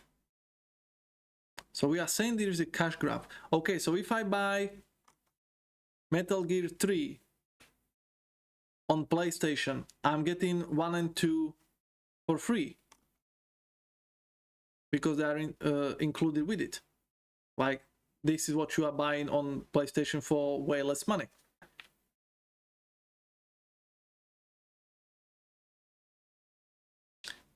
Alright, so it is a cash grab. So 1 and 2 were free with MSG3 HD, but the vanilla collection doesn't include those. Alright.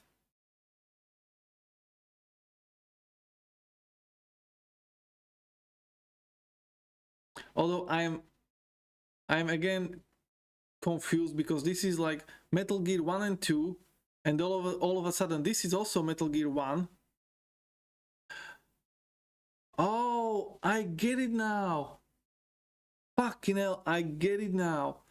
This is only Metal Gear and Metal Gear 2. And this is Metal Gear Solid. Oh, that reminds me of Video Game Donkey summarizing up the whole Metal Gear story, which when you listen to it makes no fucking sense, but apparently people who knows about those games says that it is exactly that and it makes sense. But I got a headache halfway through because literally watch that video from Video Game Donkey explaining Metal Gear, and it sounds like if you are listening to Tsinch or reading his book. Yeah, so far big head indeed. Yeah, I just understood the life of Metal Gear. Holy shit. Oh, I don't even know if I want to get into Metal Gear anymore. If there is so many games and so many timelines and shit, oh, it's going to be amazing. Anyway, later when it gets into my price points. Lords of the Ring Return to Moria, apparently also not a good game. Like a good idea, but fucked up. Ghostbusters, Ghost Runner 2. I played demo for Ghost Runner 1, it's not for me. Alan Wake 2, Game of the Year for Flame Scion. Didn't play it, so I can't tell. I only played the first one, boring as fuck. Which Blonde Like Monroe hates me for it. Every time I say that, she gets really sad. So I'm pretty sure wherever Blonde is right now, she's having hiccups and she's feeling really, really angry and she has no idea why. But that is because I am talking shit about Alan Wake 1.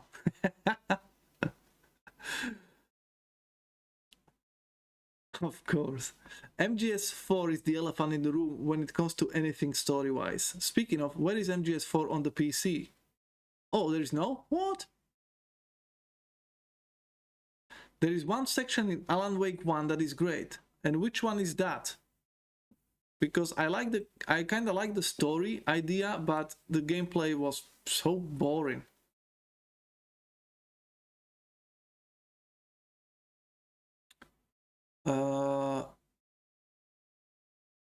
What's there? Silent Hill Ascension. Oh shit, that's only mobiles.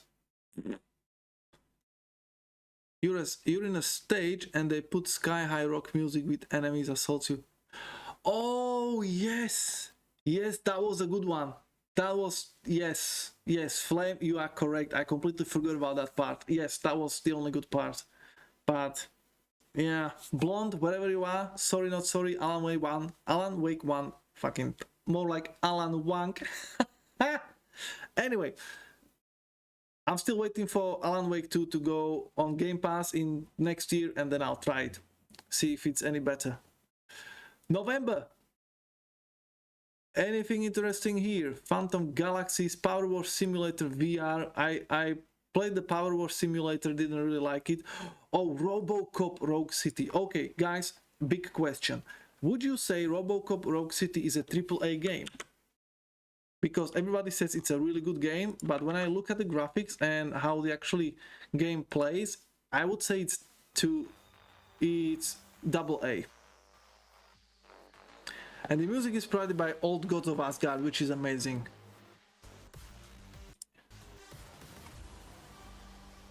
So Flame Sign says AA. Because look at that. You are coming with me. This is not the AAA graphics and motion captures and all that shit, right? Reinforcements have arrived.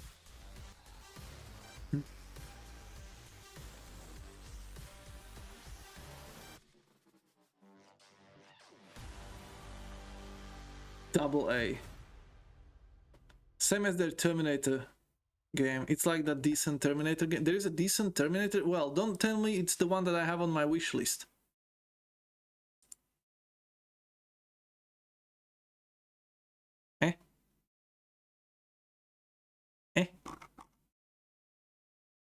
Because on my wish list there is one Terminator game that I randomly found.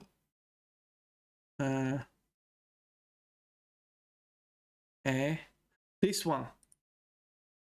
Is this the one? I don't even know how I found this. Yeah, Theon, that's them.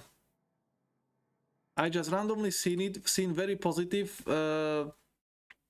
reviews, so I put that on my wish list when it gets cheap.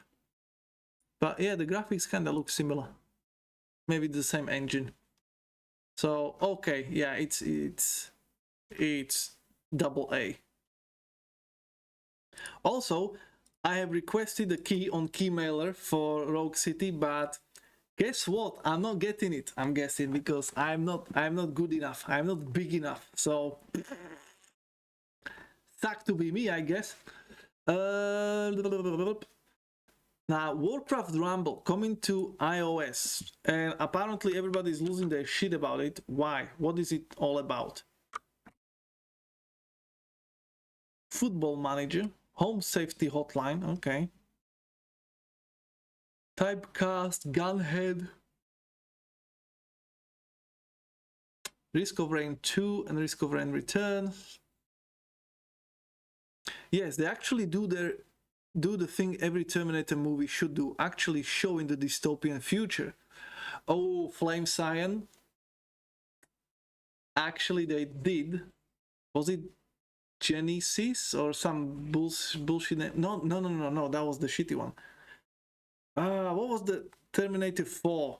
I think that's oh yeah, Salvation, that's the one. We don't talk about that. So careful what you wish for, okay? Careful what you wish for. You had your chance.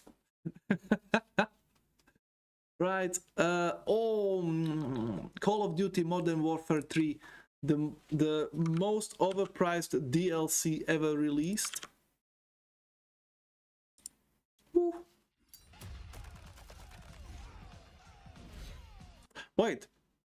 Is the multiplayer and zombies free? Oh, only for 3 days. Okay, never mind. Mostly negative. Oh shit, where is Cuppa when we need him? Bought it, didn't play it. Steam refused my refund request because I have 26 hours on Warzone and this item is labeled as a DLC, even though it doesn't say anywhere that it is a DLC. Not until you buy it. Ouch, 40 quid down the drain. This game is bad. But Modern Warfare 3 will not open. The game but MW3 is just bad. Don't buy this butty game, it is bad. I think, guys, this is the best review I ever seen on Steam. Hello, it don't work. Received as a gift and still feel scammed?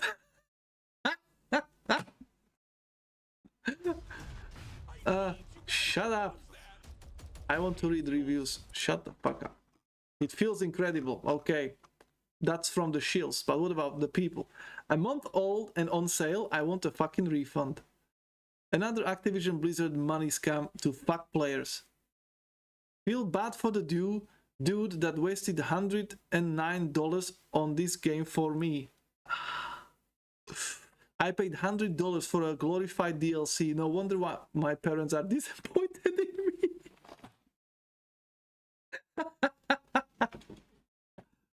Wow.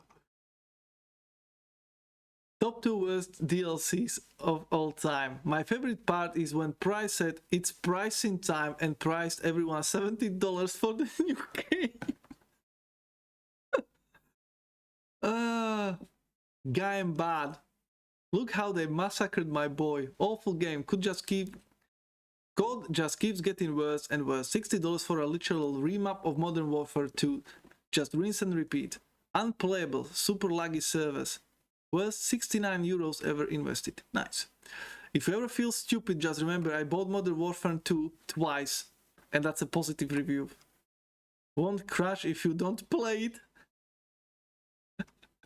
I got banned. Okay. Yep.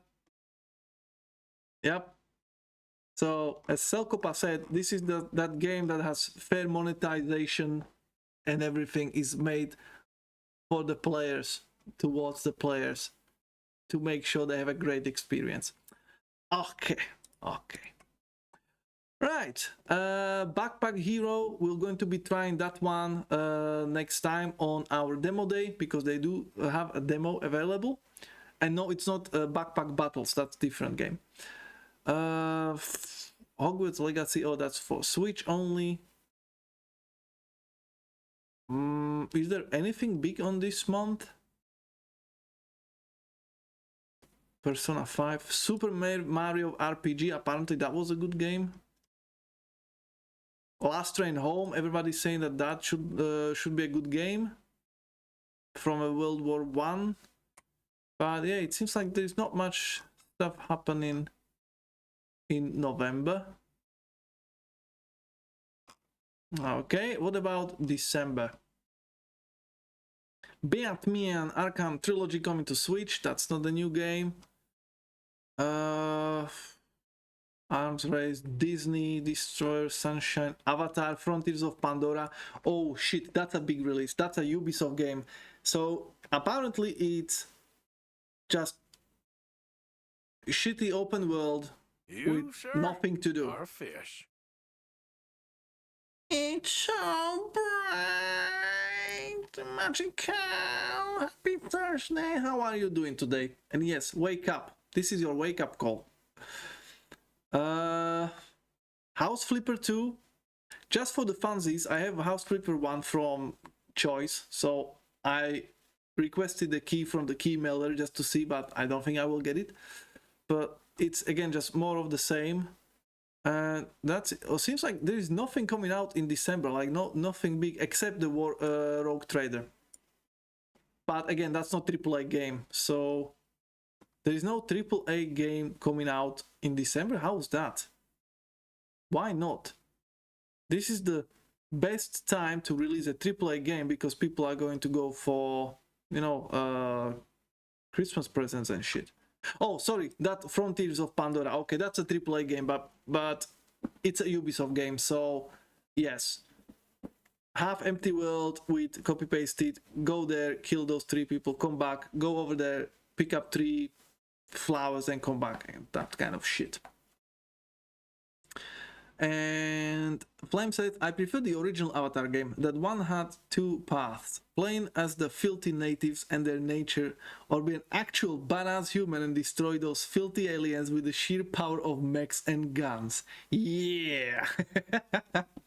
My man! That sounds like a way to play. You play. Yeah, you play. How about me play? No, monkey, that's what the stream is about. You play, not me play. Finishing my maybe first successful Frostpunk run. Oh, good job, Carl, good job. How do you like the game? And also, Carl, have you played any game released in 2023 that you would say was the best or the worst experience? So,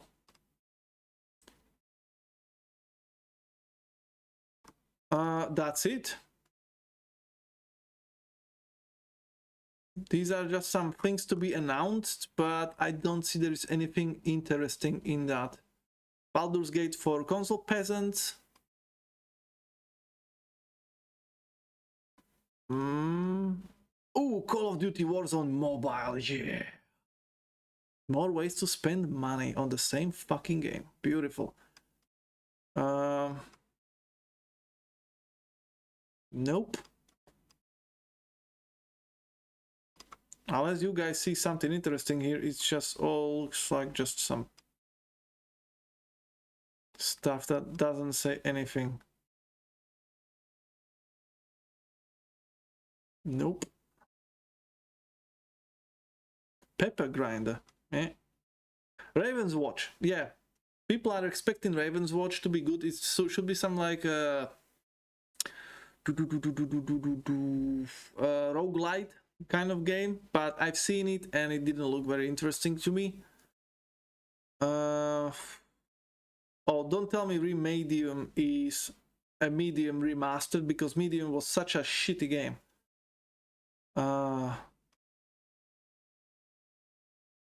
Anything interesting coming out?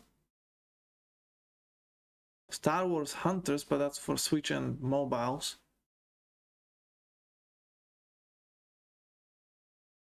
Nah, none of these looks good. Meh. Oh, by the way, Chief, if you are still around, let me know. 2003, I don't know. Yes, Dave the Diver. Okay, I'm putting that on the best list as well.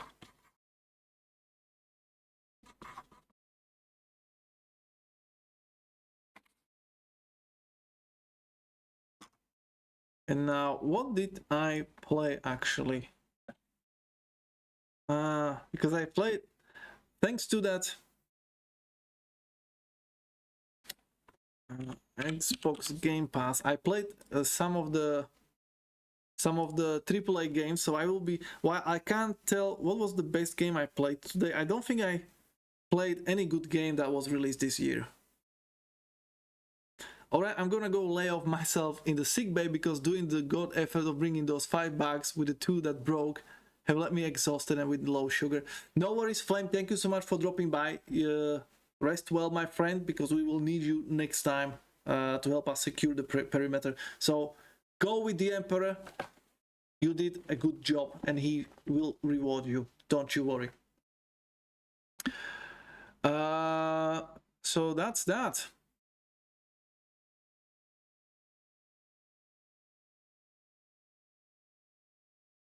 Oh shit! Far Cry 6 is already on Game Pass. Oh yes, I was waiting for this shit. I'm going to install it and just see what kind of shit that is. Oh, that will be amazing. Can't wait. So yeah, I played some of these AAA games that are part of the Game Pass, but none of them are good. Like, I really can't say I played a good game this year that was released. Starfield, absolute shite. What else? Atomic Heart, shite. Dark Tide, shite. Payday 3, I'm just waiting for them to actually fix the fucking servers and the game itself. Maybe Dungeons 4 maybe would be good, but I didn't play it yet. Redfall, absolute shite. Oh fuck, Remnant 2 is here as well, so I could have tried that, but as I said, I'm not really feeling it. And wait, High on Life, was it? That was last year, right? High on Life. And don't worry about the words in here. For some reason, it's giving me half Slovak, half English UI, and I have no idea why. Okay, where was this released?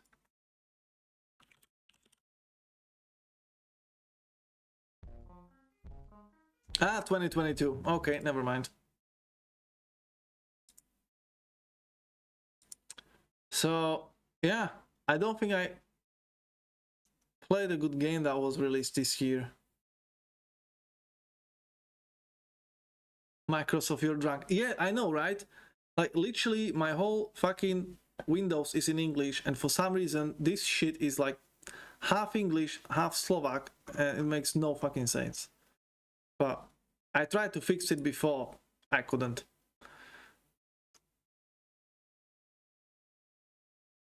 So maybe if I played Dungeons 4, that would be a good game. But how do I even decide? We have Starfield, Redfall. That was absolutely... You know what?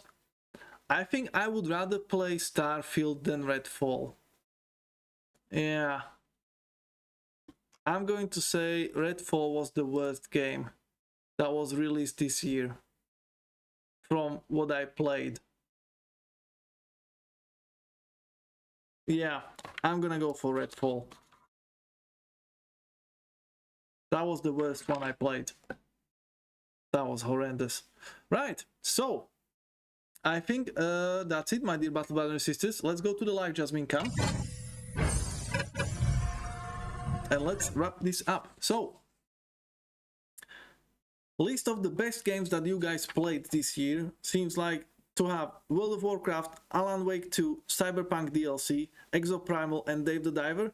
And for the worst, we have World of Warcraft, Gollum, 2 points for Starfield, and Redfall. So far, so far. Starfield just works, nothing else. Yeah. Right. So I'll be posting this question on the Discord as well, just to see if more people join us, so we can then decide on the last stream of this year whether we like what are the best and the worst games of the year for our own purposes. But that is a story for another day, because yet again we have overdid it and it's already 10 o'clock and my throat is starting to hurt, so it's the best time to actually finish. So what we're going to do, my dear Battle Brothers and Sisters, there is nobody I would like to go over to, so we leave it at that. But we will be back, my dear Battle Brothers and Sisters. We will be back, and this is very extremely important. We will be back on Friday, the 22nd of December, with the Sanguinala stream. It's going to be special, like me.